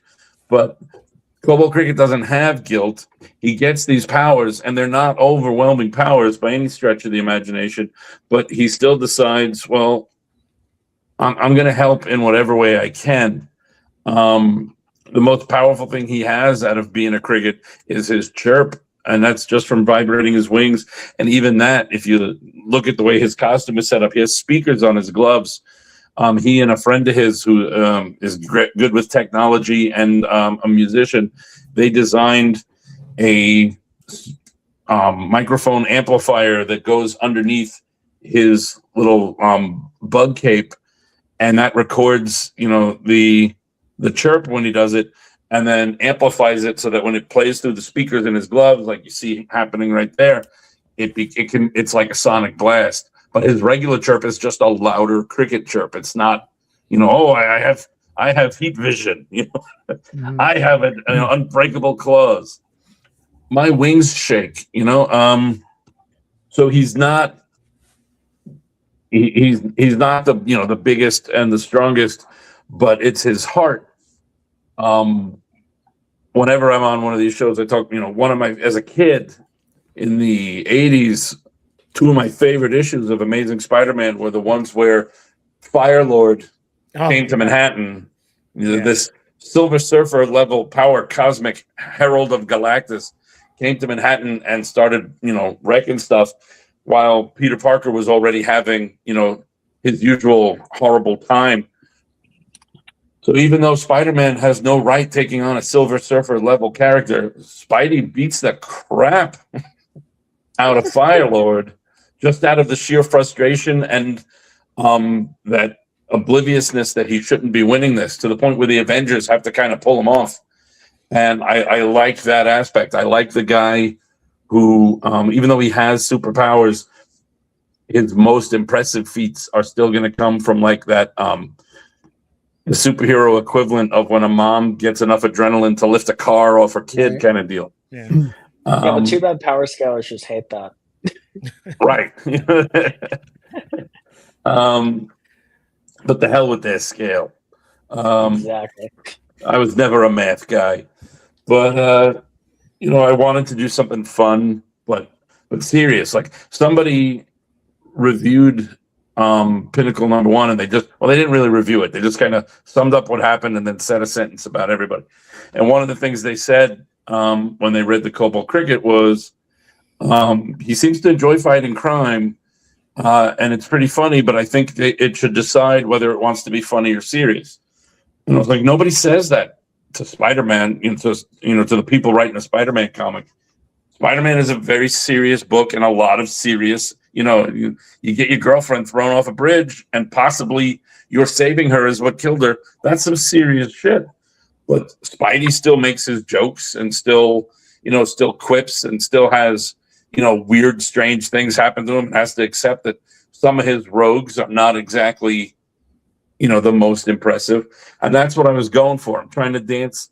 Like, I loved the 80s Justice League International, but even I know that past a certain point, it got lost in its own, in the weeds of its own humor, and it stopped. Like, if you read like the first 10, 20 issues, it's funny and stuff happens. And then beyond that, it starts being just kind of funny and nothing happens. And I still enjoyed that, don't get me wrong, but I like the that line between you're doing serious stuff and you're out of your league, so you kind of, pun intended, I guess. So you make your jokes, you make your side comments. And the Cobalt Cricket, just the fact, like, I ran through in my head about insect superheroes, and a lot of them, there's the whole universe of just spiders. Spiders aren't insects, they're arachnids. You know what I mean. So you got spiders and beetles and scorpions. Oh my. So I went with the Cobalt Cricket because there wasn't a lot of crickets. Couple indie characters that I know. Tom Hutchison's Cricket, Agent of Unicorn over at Big Dog Inc. But there weren't a lot of crickets, and the cricket didn't, like, a beetle can be, like a big rhinoceros beetle or a stag beetle, but a cricket, mostly you think of, those summer nights when they're, one gets in your house and you can't sleep. It's not this big, scary, a cricket, it's just a cricket, unless it's a mole cricket. Those things are creepy. So I wanted something that gave that kind of, it's a cricket. It's kind of ubiquitous. You know, they're everywhere, and you hear them, but you don't always see them, and you don't really think. You know, when you go out in your yard with your, you know, for a barbecue, you know, you're thinking about mosquitoes, you're thinking about bees. You're not really thinking about, oh no, are there any crickets out there? So I wanted something that had that kind of safe and, you know, just kind of, you know, safe and just kind of common feel. And then I wanted to make him, you know, go up against just like, you know, right there, he's fighting to use that Marvel level hyperbole from the Bronze Age. That villain is who I refer to as Sandtrap, the golf course that walked like a man. The golf ball in the, you can see the golf ball in the guy. My favorite, and again, Gambit was supposed to be work for hire, and then he drew the first sketch based on my preliminary sketch, which was very rough. And somehow he drew the same exact thing that I drew, but so much better. And I said, well, you're not work for hire anymore. You're a co-creator. And I referred to him as that ever since. And it's little things like, you know, everybody loves the golf balls in there. But if you look, there is a bent putter because he is literally a sand trap. Yeah. And there's a bent putter in there because somebody got stuck in the sand trap, bent their putter over their knee, and then just threw it into the sand. And it's still, and these are details like, that's not in my script. I didn't think of that. I wrote that before he became this, he was a kind of rich white douchebag golf player. So make him look kind of, you know, like that arrogant asshole. And if you look at the face and the outlines of what should be his hair, you can see that guy. But more importantly, I said, put him in a golf shirt. And Gambit decided, you know, well, I'll put him in the hot pink because that seems like, you know, and again, I'm old. In the 80s. Yeah, that's the color of the. In the 80s, the bully bad guy was always some kind of yuppie in a bright pink collared shirt. And that's light just, blue, you know, light blue or like a yellow and right. It's You know, always that, gonna be those kind of pastel. pastels and neons. yeah. You know who that And- is? That's James Spader, man. James. That's what I said in the last show I did. I said if this was an 80s movie, he would be played by either a young James Spader or a young, Weird Science era Robert Downey Jr. Yeah. And Oh God. and yeah, so that, you know, I've got him going against, you know, things like that. And then I somehow ended up with a lot of weird scientists and like a lot of there's a lot of mad scientists in Carl's Bay, which wasn't my intent, but it gives me a lot of leeway for like anything, like, you know, he's not in space like Wayfarer, so I can't just decide, well, these aliens live on this planet or this creature lives in space. But I've got weird science, you know, mad scientists all over the place. So anything I can think of, there's some scientist and, you know, who's going, I wonder if I could make this. And, you know, they do. The worst aren't even the evil ones. I have two scientists, Dr. Lilith Harrow and Dr. Walter Smith. They're not in there to be evil scientists. They're not in there to be good scientists. They're literally just in there for the, you know, they're sciencing for the sake of science. They are the scientists that Ian Malcolm warns us about in Jurassic Park. They are literally the ones who are not worried about whether or not they should do something. They're just trying to see if they could do it. And sometimes that can make a good thing. A lot of times it makes a less than good thing, but they don't care. They're just like, oh, okay, we can check off this did work. We did this. And that's pretty much what I'm working with. And I'm just having I'm having a blast with it. And interestingly enough, Gambit, he's a tattoo artist. He usually draws a lot of darker and creepier things because that's his bent. But he wanted to do this because he said, you know, I want to draw something fun, and he has such a good time doing this. Even our letterer, a guy you may have heard of by the name of Jerome Gagnon, he's just as guilty as the rest of us for the nonsense in this book, because he doesn't just do the letters and the designs for the logos and stuff. He pitches things, he suggests things, he makes tweaks. Some of the craziest crap that has come out for this book has come because I went radio silent. I went to, you know, my wife likes to buy tickets for lots of concerts. We travel to see lots of bands. I'm gone for 2-3 days. I come home and find that in the group chat, the Team Cricket group chat, which is just me, Gambit, and Jerome, the two of them left unattended are like preteens who suddenly go to all the stuff. Mom and Dad never let us touch this. And they come up with like, oh, we made a meme to do for, an ad, or we made a logo for this company that you mentioned as being one of the businesses. And they just get together and do some really cool shit without me. And then it's my job to kind of work backwards like Stan Lee and be like, oh, Kirby and Lee got together and came up with this. All right, let me work this into Jerome likes to pitch villains. He's a very big fan of trying to out ridiculous anything I come up with. And sometimes he does. He's got some great concepts that I want to get to down the line. Yeah, no, this is great. And let's take a look at the campaign, because you said that you set the summit record for, I guess, quickest to be funded. Yep. 4 hours. 4 hours. And you've got 6 days to go on this. A goal of 2,000. You're already at 5,081, which is amazing. And you had 168 backers. So I think between the two campaigns, you've got well over north of 300 backers combined. That's amazing. Yeah. Mm-hmm. Right now, all I really want in those last few days is I want to hit the 5.5 mark, because that's the next stretch goal, which is one of the other artists in Summit, one of the hardest working men in Summit, Brian Wolf, and I, if we hit the 5.5, we are adding an extra page, and it is a full page fake ad in the vein of those old superhero Hostess fruit pie. I love those. I love it. So we have Both the ad and the treat. We have the instead of Hostess fruit pies, we have Good Wife's fruit tarts. Oh. And we've got an ad coming up for that. And then, as you can see with those 4 covers, one of the Gambit's cover is just amazing. That was literally done as a placeholder because we wanted stuff to advertise with, and it came out so good, everybody just decided that's our first cover. So that one with him jumping against the Florida sunset. But also, I'm very proud that that Spider-Man #1 homage, Derek Donovan, who's done everything from Green Arrow to various X books. He did the only version of Youngblood I ever read.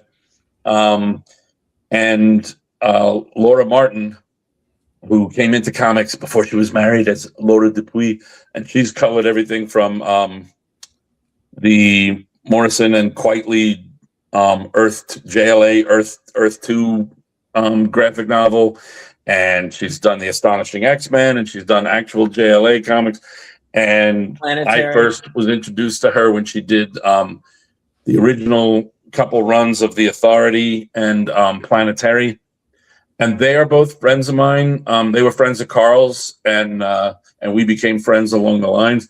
So Derek drew that cover for me, and Laura colored it. And there were a million iconic Spider-Man covers in my head that I wanted to do. There were like 5 iconic Blue Beetle covers that I had to accept were only iconic to me, and that nobody would get what I was doing. But I went with this cover specifically because I really wanted Derek to draw all of those damn crickets instead of spiders. And Derek swears that it is a technical term. He assures me he looked it up, and a group of crickets that large is called a fuck ton of crickets. And that is what he wrote when he emailed me the finished art, the finished art page. He's selling that page, the actual pencil and paper page that he drew, and I guess ink too. So he's selling that on his Whatnot, which I think is really cool. So, but I'm so proud of all of those covers. It was Jerome's idea to make the blank cover blue. So those are so popular now. I see lots of guys, especially other artists, they'll pick up a bunch and then do, commissions or whatever. Yeah. I think it was smart to do the Spider-Man one because that's sort of, a good demographic to hit, because like obviously I got that off the shelf. I still have my Spider-Man #1, and because I like these kind of old school, like I love Silver Age stuff. I actually like Golden Age and Bronze. Obviously, Bronze Age is the best, and because I'm of that age where I know this cover and I got it, I'm also more likely than not going to like the Bronze Age stuff the best, and you're sort of toying in that, silver to bronze-ish kind of area. So like soon as I saw this, I thought, oh, I understand this comic, not the cover, but even just I'm like, I understand what's happening. I get it. I know what I'm in store for.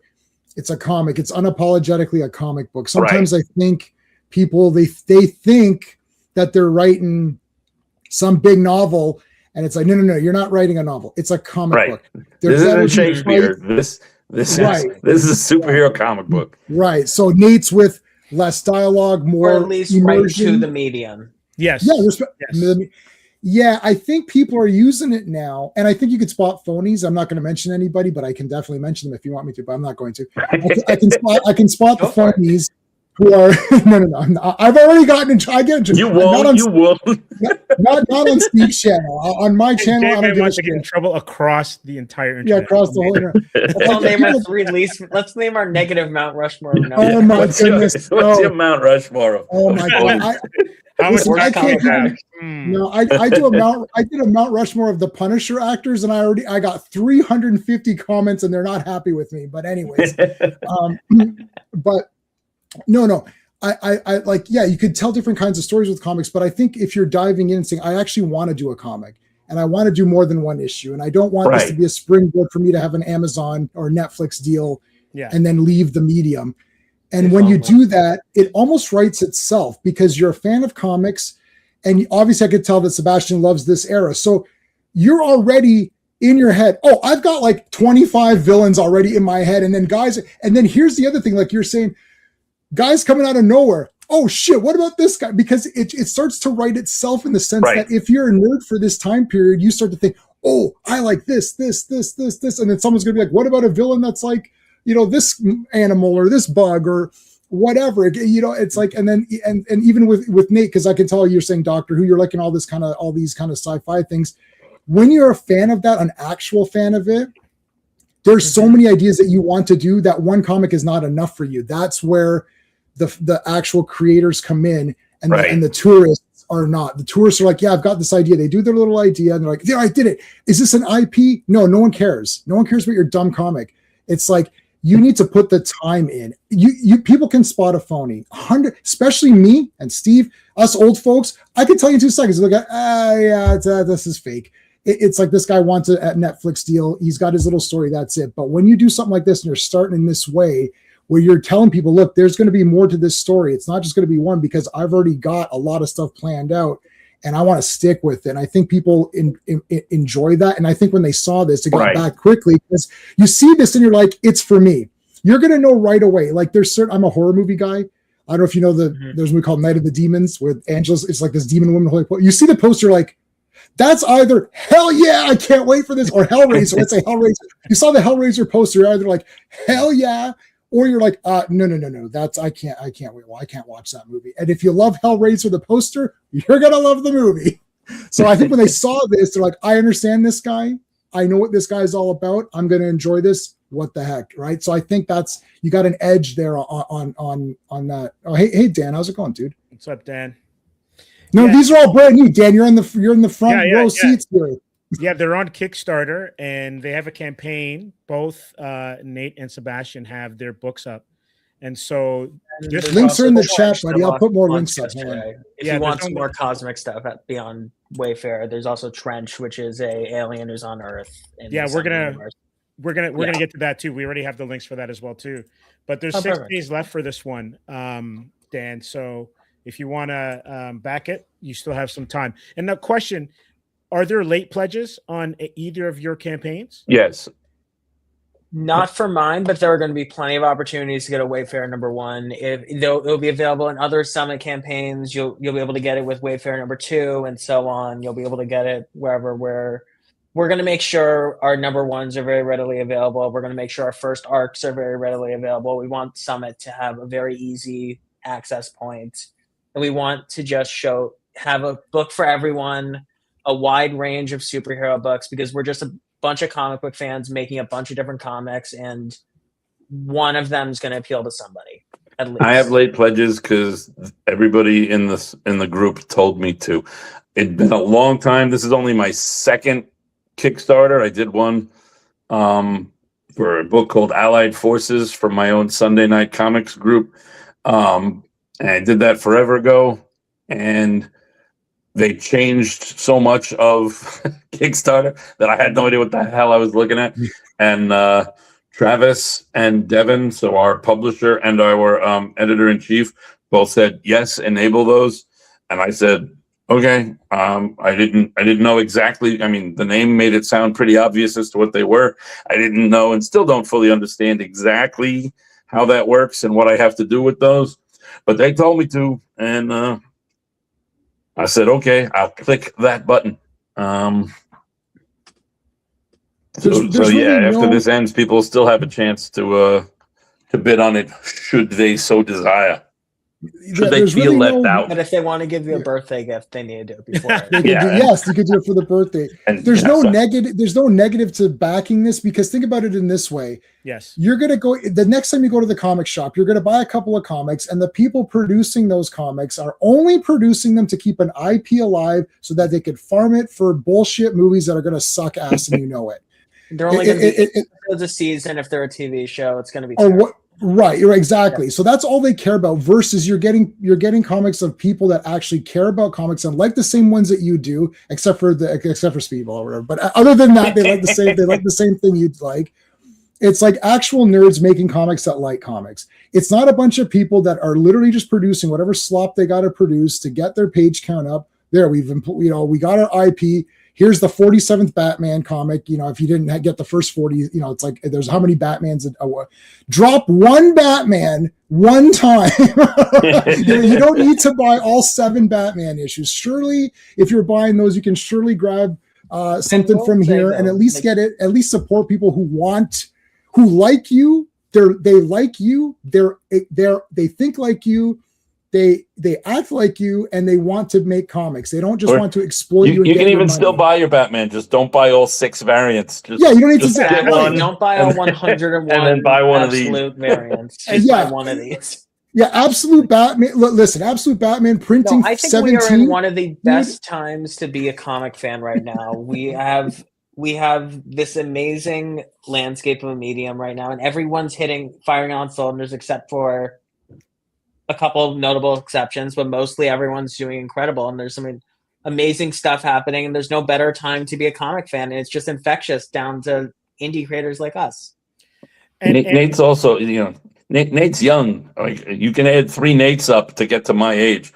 So, I remember when when going to school with my mother going, I know you like Spider-Man, but are you sure you want to wear that shirt? Last time they made fun of you. And now it's like, everyone in the world is wearing like a Marvel or DC shirt that they got at like Walmart. I was in high school during like Infinity War Endgame, so right. I was worried about that's amazing. Okay, so we all hate you, Nate. Sorry, just to let you know. It's just listen, Sebastian. Look, we were nerds. Okay, you think I had these tattoos when I was younger? Yeah, right. It's like you're walking around, you're like, this kid's an idiot. Are you still reading Batman comics? Go away. And now people I feel there needs to be a little bit of pushback. Right. It's like, no, listen, you need to get. I need to be a little bit underground. I got bullied so that Nate could soar. I walked so Nate. No, I ran because I had to, because they were going to kill me if they caught me. Yeah. I ran so that Nate could walk. Yeah. Confidently into the store and say, I have read the Comics T-shirt available at readcomics.it. Look, this is how things have changed. I was in Montreal for their comic book festival, and so it's a 3-day fest, a fantastic outdoor festival. Tons of indie books, as well as published graphic novels from Europe. And I went to the Montreal Canadiens game the Saturday night after the game. That's sports. I know, but listen. Walking out of the arena, nerds are nerds. There's sports nerds, there's financial nerds. Everybody's a no. I'm anti-sport nerd. Okay, I'm just. But check this out. I'm with Vaughn, and we're walking up the street, and I go, "Is that Spider-Man?" There's a grown-ass man in full Spider-Man cosplay walking the streets of Montreal. You would never have gotten that in 1985. Impossible. Hell no. And in the 90s, I went to, my family used to have season tickets to Mets games at Shea Stadium before they got it moved into whatever stadium they're in now. So in the 90s, I went to the one where they had someone dressed as Spider-Man and someone dressed as Mary Jane and someone dressed Right, for as the marriage. Iceman and Firestar and the Green Goblin. And Stan Lee was there, and he presided over their wedding. And the giveaway for that giveaway day was Amazing Spider-Man Annual number 20 or 21, whichever one had the wedding. Yes. And it was like a month before the issue actually came out, and most of the sports people did not care. And when it was over, I sat there like almost vibrating, and my father's like, wait till it clears out, wait till it clears out. Okay, go. And I just ran up and down the bleachers getting every copy that the real sports fans just left behind. Some of them I had to discard. I'm like, nope, that one they got it covered in mustard or beer. But I must have left with like 20 something copies of this book that wasn't even out yet. And for the little nerds in my school, I was like a god for that, for that month. After that, I went back to being nobody special. But how I shone. That's a pretty good story. That is pretty good. Yeah. I still have, like, they came in a bag, and it had a poster that had a couple, some of the major Mets players, along with the people in the different costumes, and so I have the whole little giveaway thing they gave you. That's cool, and it's interesting because Spidey is a Mets fan. He likes the Mets and the Jets. He does. Yeah. So we've got one more from Summit that's on Kickstarter. I'm going to put it in the chat, and it's called Trench. Oh, I didn't see that one. So I'm going to share the screen for Trench. Hollywood Monsters #1. So either Sebastian or Nate, you can speak to this one. I really like this. It's got a little bit of a monster. Yeah, it's basically the elevator pitch would be Martian Manhunter meets Hellboy. It is about this ultra-terrestrial alien who's been on Earth for hundreds of years, who awakens and finds himself in Hollywood, and sort of all the weirdness that comes of that, and investigating an alien worshipping cult there. And it's Summit editor-in-chief Devin R. Scott, and the artist on it is Niccolo Arcuti, who is a frequent collaborator of mine, who's doing that short story collection I mentioned earlier with me, and Wayfarer's Backup and that Kirby variant. And he's just incredible. He's doing some next level work inside those pages, but it is fleshing out the cosmic Summit stuff, but Earth side. When we realized Trench was our only Summit cosmic series, but it was Earth based, so that's where the original idea for Wayfarer actually came from. Was, oh crap, we do need stuff out there. We need one series that can just hit a bunch of planets real fast. And I'm like, oh, a bunch of weird cosmic stuff, me. It's such a great book to follow up both of our campaigns, because it's obviously cosmic because he's an alien, but at the same time he's kind of street level. Right, that's good.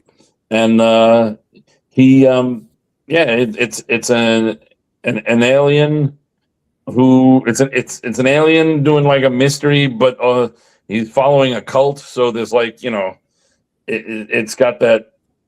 It's kind of got a little bit of everything. So it's got like the occult, it's got aliens, it's got detectives, it's got, superpowers of an extent. It's, so it's really one a lot of people, including Nate and I, have been looking forward to, because it's just so, like, it fits perfectly well into the Summit universe, but it's so different at the same time.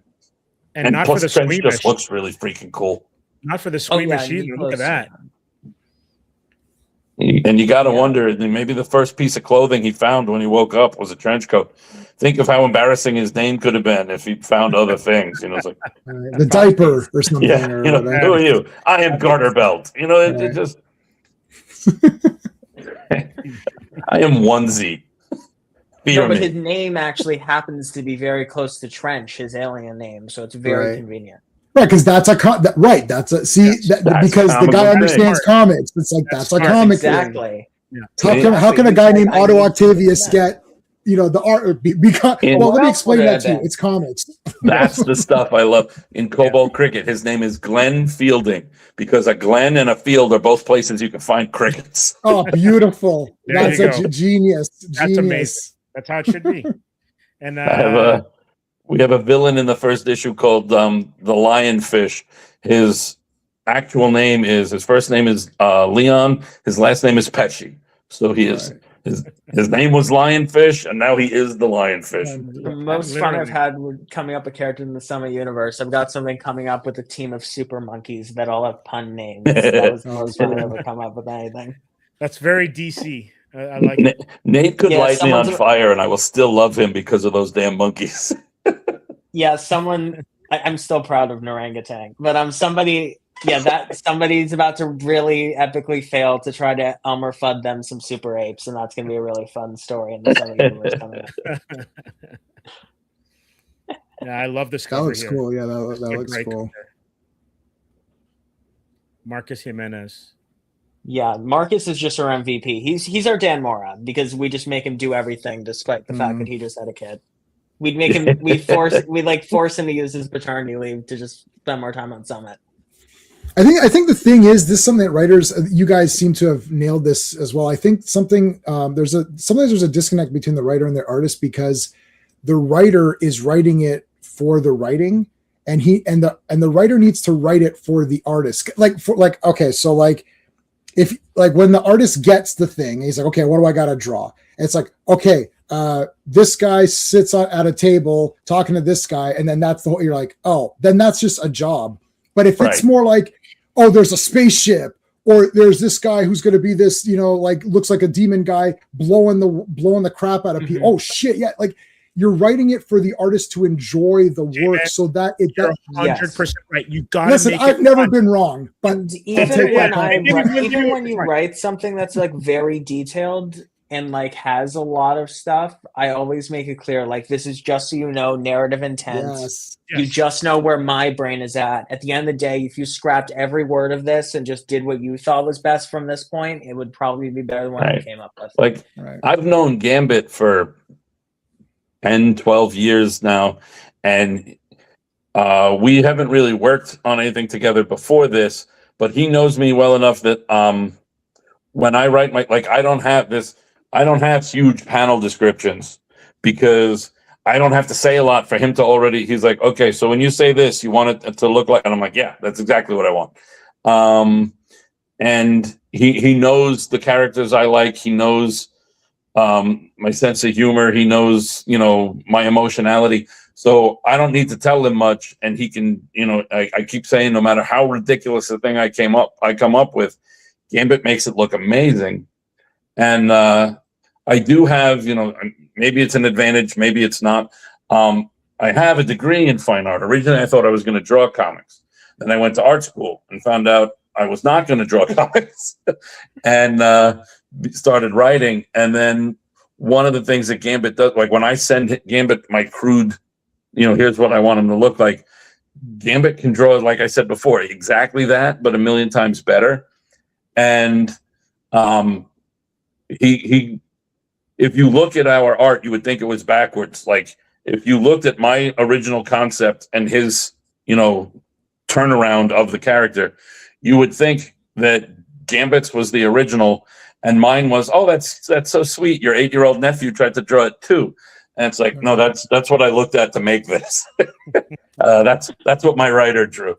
But so I don't have to work as hard for am I writing something that he'll understand, or what am I doing? He just I can never do one of those, well, here's the sketchbook as an add-on that has all the different versions of the character before we settled on what we were doing, because Gambit has never drawn a design so far that I didn't use his first version. And not because, oh, you drew it exactly. He makes his he makes his decisions. He makes his tweaks. He decides that well, you told me you wanted this guy in like a beat up, you know, like a suit that he got at a Goodwill and some scuffed shoes. But I decided I'm going to give him the full pinstripe gangster suit, and instead of the scuffed shoes, I'm giving him old style saddle shoes. And once Gambit drew that, I understood my character that in theory I had created better now that Gambit made some changes and made some specific choices. And I keep telling him that I'm never going to Stan Lee him. I keep telling people, no, Gambit, this is as much, if not more Gambit than it is me now. I'm not going to be sitting there later telling everybody how, so back when I created the Cobalt cricket, I got Gambit to draw that for me. Yeah, but Stan Lee it's always created gonna Jack be Kirby, so then Gambit and I created these. No, but Stan Lee created Jack Kirby, so then therefore he created all of the other stuff too. But I think He created Darkseid, yeah. Yeah. I remember when I created Dark. Look, I love Stan Lee, but come on. Yeah. But also, like the amount of work that goes into writing a page versus drawing a page is fractional. Oh my God, they spend so much more time with it than you do. Exactly. So if you want your artist to be invested, you got to make it fun. Let them kind of go nuts. And this is advice. I think I've said it before, even with J-Man and Sean on their streams. Eric Larson was just giving advice to writers, and it was basically he give the artist a script, and he says it's easier to change the dialogue, right, than it is to go back and say, "Can you redraw that?" or "You didn't get it." If it works, just go with it. Especially if it's banging, just go with it, because you can change a sentence here or a word here. And even Gambit kind of had me chuckling. We said that you gave one word page descriptions or something, or one sentence page descriptions, and let them just kind of go nuts with whatever they were doing. But if he's a fan of this kind of like obviously Sebastian and him kind of like this thing, so it's easy. There's shorthand. There's a little bit of a shorthand to it, exactly. Right? Because Gambit already can see, like, I know what you need. I got it. When I first wrote the scripts for my first 3 issues, I wrote my first 3 scripts as like outlines before I did the scripts, and I was like, all right, I got to make sure I convert these before we get started on the book. And Gambit was like, you can convert the parts that are really important to you, but I could draw the whole book just from, your outlines. I already know what you want. I could draw the whole book from this and just, I'll make up, panel counts. So that's going to be our time saver if we end up with any crunches, especially for like fight scenes. If I'm writing like, here's the part where we're kind of building the lore or doing whatever, and I need some specifics, but then I can just write. And then for the next 4 pages, Cobalt cricket and red tape fight, and he can do that, and I'll throw words on it later as needed. But yeah, he already said, he's like, you don't need to finish the script. I can do it from what you wrote, because he goes, you gave a page count of what each scene should be, and you said what you want happening. He goes, and I know you, so I can just do that. Yeah, it's good. And Nate, you were saying something.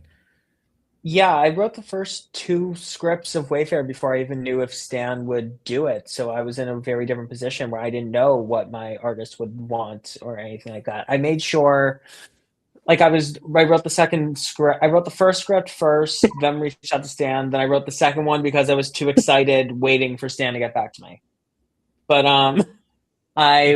So I really had to keep in mind that like anyone could be drawing this, it could be in any style. So I really had to keep it more objective and more just, here's the story reasons, here's the things that I can definitively say I have the better handle on in terms of storytelling for this, and you have a better sense of this type of the visual sense of it. You're the artist, you're great for this. If you have an idea that's better than mine, I'm going to go with it 100% of the time. I've got no ego about it, and especially about coloring, because like Sebastian, I'm partly colorblind, so I just can never trust mine. I think it's tough for Nate. It's tough for you too, because you're dealing with like outside factors. Like if you say they're fighting on a golf course, that's not to pit the 2 comics against each other. I'm just saying, like, I get it. Yeah, Bronze Age battle. It's a Bronze Age battle book. They're going to kick the crap out of each other. I got it. versus yours, like you're doing a little bit different. So like yours has to have a different mood, right. completely different mood to it. So I think that's tougher, a little bit tougher for the artist. Yeah. Yes. Nate's inventing everything from scratch. I don't know what I would have done. Because there were some things that I'm just like, oh my God, what do I do? Because there was like, I'm really like, for this page, I'm going to go like full on Grant Morrison with it. For this thing, I'm going to just come up with like the weirdest thing I'm ever going to do. There's like a psychotropic nebula scene. There's a fifth dimensional maze. There's stuff like that. And that's just like one stop on his journey. So I really needed an artist that I knew could just run with anything I gave them. And I knew that Stan could do that in spades. And just he adds panels. I gave him a splash page and he turned into a 12-panel grid somehow. But like he just makes everything perfect and just elevates it into a way that just brings the storytelling to a whole other level and just lets me focus on what I can do best while he focuses on what he can do best. And you sort of just compartmentalize in that way. I think you both got paired with sort of the perfect person to do your thing, and it makes them look cool on their own, but also distinct from each other. So you've got two unique looking comics, but also they fit with your own thing. They like it looks like a good sci-fi thing. It looks like a cool superhero thing, and it's like it's interesting that to have them to get like what about down the line? Like if it down the line somehow and they meet up, like I'm always thinking like how would that like what would you. Well, how would that actually work? It's just, what if they met each other? Which artist would how would you do that? I think the simplest way would be whose book they met in. Yeah. Okay, I got you. So right, that's how it would work. Or if we did like 2 issues of they meet in it starts in Wayfarer number 8 and then crosses over to Cobalt Cricket number 6. Maybe they could each get a turn at drawing each other's just because I think Nate. Well, I'm not going to speak for him, but I think we could probably agree that we both think it's really cool to see as many different people draw our boys as we can get. You got the blue boy. You call it the blue boys. I don't know if you saw his comment pop up. Absolutely, but I need an artist like Gambit who can be understanding to the fact that when I quote him directly, my autistic ass imitates his accent without realizing it. And I saw him commenting in there about me doing that. And I need to work with an artist who's not going to just punch me in the teeth for being like, I don't sound like that, Oh my God. I do the worst accents. And then it's like, and sometimes it's like, oh, you shouldn't do that accent. It's like, oh, well. I can't do them on purpose, but when the tism kicks in and I'm quoting, I do them pretty good. But if I try them on purpose, it's not as good. Your Stan Lee was pretty good. Yeah, it was good. Honestly, mine? Oh God, not mine. Sebastian, I think you got some voice acting in your future. if you ever do audio versions of the Summit universe, there you go. I think I can lean on you. You guys ever thought about doing a manga version? Have you thought about doing a manga version? I've got a separate manga thing that I'm working on, but cool. And I have been very unsuccessfully self-teaching. I've been self-learning Japanese, so who knows? What? Maybe one day I'll do the Cobalt Cricket manga, and if it gets turned, if we turn it into an OVA. I'll do his voice in both English and Japanese. Well, that's crazy. G.I. Joe Dallas has drawn Ninja Turtle stuff when he was a kid. Well done. Hope you didn't stop. You're still doing it. I never was able to get into manga because for me it was like I learned to read from comics. So for me it's like flip prose right to left, and I can't get past that. I like some anime stuff. Right. It only takes like 1 second. And at the same time, there's just so much stuff to read. And when I'm not reading a novel, I'm reading comics. I'm not reading comics, I'm watching a movie. When I'm if I open myself up to another obsession, I'm going to just drown. It's why I was out for 20 years. Then COVID hit, and my youngest daughter pulled me back in. She's like, "Dad, I've been watching manga while we're trapped, watching anime while we're trapped at home. You should watch with me." And I was like, "Don't." It was like The Godfather Part 3. It's like just when I thought I was out. And now I've got manga and anime stuff all over the house. All the and young people like it. It's her man. fault. Yeah, man. Yeah, they like it. But I was there for, I mean, I saw Akira. Like after I watched, I saw Akira when it came out, right? So Yep. after I watched that, and I'm reading Lone Wolf and Fist of the North Star and all this kick-ass shit. And then it's like, oh, look, Lion King came out. I was like, I have like Yeah. zero interest in that movie. Yeah. It's like, I saw Princess Mononoke in the theater, like Ghost in the Shell. It's like, I'm like, I'm not watching it. Like, I just like, I'm done. And once you read Lone Wolf and Cub, or Fist of the North Star, any of these like super epic ones, you're like, Right. yeah, I can't. I know there's some of the new ones that are okay, but I just can't get into the new cute ones or whatever. Where there's just the shonen stuff. I'm not as. But also, like, you nothing would in like- animation can hold a candle to what you can do in comics or manga. 100%. Like even anime. Yeah, like Yeah. I think it's just the perfect medium for every time. Like Yeah. there's no Yeah. better thing to work with. Amen. Anime can't replicate the art of Fist of the North Star, which is like some of the best art ever. Sorry, No, Steve. but what were you you would enjoy Chainsaw Man. I think Chainsaw Man would be up your alley. Oh, Chainsaw. Yeah, my wife's read it all. My wife, Yeah, she started read a lot of with it. manga. I've Yeah. recently discovered my inner 13-year-old girl, and I watch a lot of Slice of Life and cry like a baby. Right. Adam, grab my digital copy backing. Stoked to dig into Gambit's action. Thank you, Adam. Sebastian. That's what I'm talking about. Some real comic fans. Let's do it.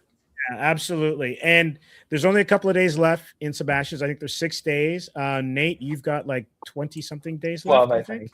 12 days. 12. And then Yeah. And so let's get these campaigns as high as we can. I'm going to start to just Because share Travis the- didn't tell me I don't have late pledges on. I didn't click that button. So yeah, only 12 days. Yeah, no worries. So once again, we've got Cobalt, and then I'm going to link Wayfarer as well too. Mhm. And you can link. I've linked Trench as well. Yeah, and One I'm going as to put well. Trench in as well too. That looks cool. That's like a good hybrid between the two. You got like that. Yeah. But with those three, you've got everything. You've got everything covered or whatever. And I've been putting them in my. You guys won't see, or will you see my? I don't know if you see. Yeah, you see my chat too, right? Yeah, because anything with the. Yeah, so some of these guys are my guys. So you do see the see the two chats, right? Yeah. Yeah, The you do. chats will all show up here. It's just on the individual. Yeah. I've got both streams open. You guys aren't streaming this, are you? You don't have it. Nate and Sebastian don't. Yeah, No, okay. they're not streaming it. It's just They're not us. streaming. It's just us two. Yeah, okay. But yeah, so one last time before we go, we're going to hit all three, and then we're going to let everyone go for the evening. So I'm going to go back to, where is it? Wayfarer.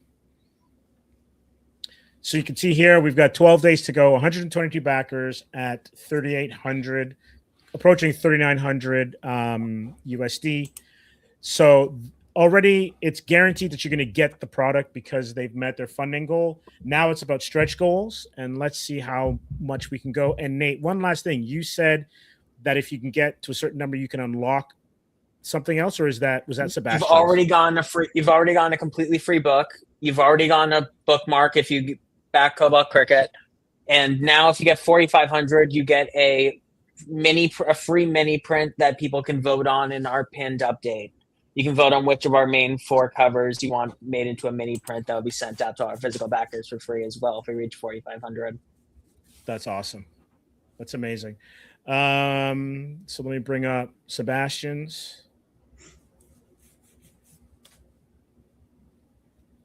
Cobalt Cricket.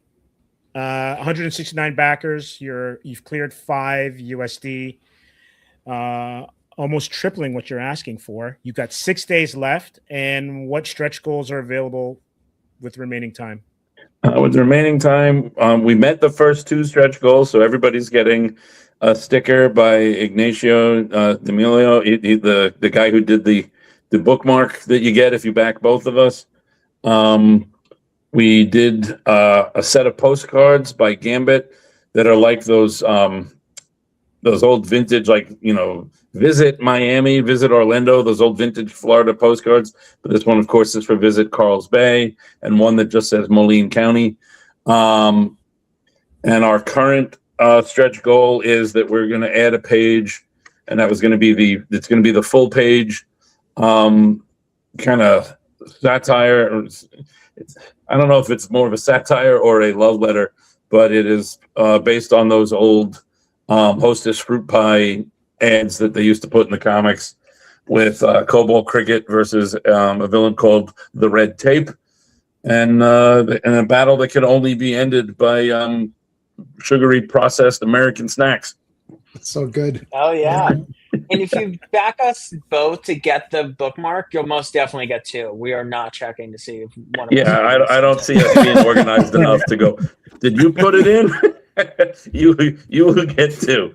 Yeah, you'll definitely get 2 of the crossover bookmarks. That's a Kickstarter loophole or whatever. Yeah. There we go. Yeah. And then last but not least, we've got Trench Hollywood Monsters #1, also from Summit.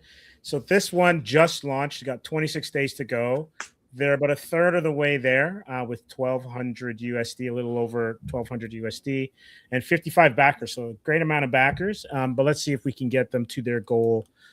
So all 3 of these books can be in the marketplace and help to build the Summit universe. Yeah, and there's plenty more Summit books to come, and we're really excited about everything coming down the pipeline. You'll be hearing a lot more about some upcoming launches soon. Awesome. Jerome, your esteemed letter has jumped in. So anyone who's interested, you can also join Summit on Discord, and there's the link. So there we go. So Sebastian, Nate, I want to thank you for joining us. This was awesome. Again, got to support indie. You guys are doing amazing work over at Summit. Any last little comments before we head out? Go back and buy those Speedball back issues. They're worth it. I'm starting a Speedball stream. Like, You son of a bitch, I'm in. Hey man, we might have to do New Warriors on when we're done FF. yeah. You just got to make Summit's equivalent. It's Yeah. all just it's just that's the easy part about stuff like this. You just send the artist like, we're doing this but with this. That's the great thing. You're always starting from this very similar reference point and then just going in a crazy direction from there. Phil says, thanks everyone for a great show. Take care. Everyone, you, see Phil. you soon. And then Phil says, Stan Lee Speedball? Stan Lee Speedball. Stan Lee Speedball is the one that Ditko created. Stan Lee just says he made it. And for J-Man, thanks everyone. Go Habs, go. Castle Grayskull, absolutely. Go Habs, go. I'm gonna go and watch the game on delay. Go away. How about go away? No, I don't care about it. Montreal has won the most Stanley Cups, so I'll just say I said that, I'm in Toronto, and I said that, and I got in massive trouble. J-Man, how you hate sports and you know that? No, you know how I know that? Because I troll people. Everyone, it's Canada, so it's hockey. Yeah. Like everyone talks about Canadian. My mom put me in hockey for about 3 minutes. Like, this is terrible. I suck at this. So like everybody at my office would talk, and I was like, oh yeah, Montreal's the best that they won. They're like, they get so mad, and I'm like, literally, I don't care. Like, yeah, but hold on, let me explain this to you. I was like, I don't care. And it's like Montreal has won the most, right? Mhm. Is that a true fact? So Then they start saying, but there's only 2 teams at the time, and then there's only 3. I don't care. I said they've won them as many times as most times. Imagine me growing up in the '80s. The Habs are winning cups, and I'm a comic book fan. You're a double nerd. Wow, yeah, I'm surprised you made it out of there. Yeah, right. I was a fat kid with glasses in grade 2. I've been wearing glasses since grade 2. Yeah. Like, I don't know what life is like without glasses. I can't put contacts in. Contacts are fake. Who's putting shit in their eye? I don't understand why. It's not. I just went the traditional route and became funny so that they wouldn't kill me for being such a weird nerd. Well, I was into horror movies, and like really, like my locker was broken into. All of our lockers were broken into in high school. Nothing was stolen from mine because the inside was all like Hellraiser, like whatever Terrifier is now, the equivalent of back then is all this weird stuff. And they're like, I think we're gonna just leave this guy alone. Yeah, this is the guy who gets his revenge later. We'll just back off. Yeah. Always taking chances. Well, gentlemen, I want to thank you. J-Man, I want to thank you for helping us co-host. Vaughn as well too. Massive shout out to everyone who was in the chat. Thanks for everything and your amazing support for Nate and Sebastian and Summit Comics. Looking forward to when we're going to be seeing each other next. J-Man, I think you and I are together tomorrow night for FF, correct? Yeah, Fantastic Four on Friday. We're on issues 200 something. He-Man is Saturday. Monday's Avengers. Tuesday is we're doing Doll Man versus Demonic Toys. What's Wednesday? What's Wednesday? Oh, G.I. Joe. G.I. Joe comics on Wednesday. We're into almost issue 30 now. Almost at 30 right now. So we're past 200 on Avengers, past 200 Fantastic Four. We do every comic in order. So and then whatever. What's Thursday is Thursday He-Man? I don't know. Whenever He-Man's coming out, I'll see that. Maybe Thursday might be He-Man. We're going to be speaking with Jeff Monk next Thursday, and he does covers for Spawn. So we're going to Spawn. Never heard of it. Yeah, really. So this little comic. I think it's a little small indie movie from way back when, last century. I like that. I like that movie. Melinda Clark's in it, and she's attractive. So let's just leave it at that. That's all good. All right, everyone. Good night. Thanks again for joining us, and we'll see you, I guess, for Jimmy Man and I tomorrow night. All right, take care, everybody.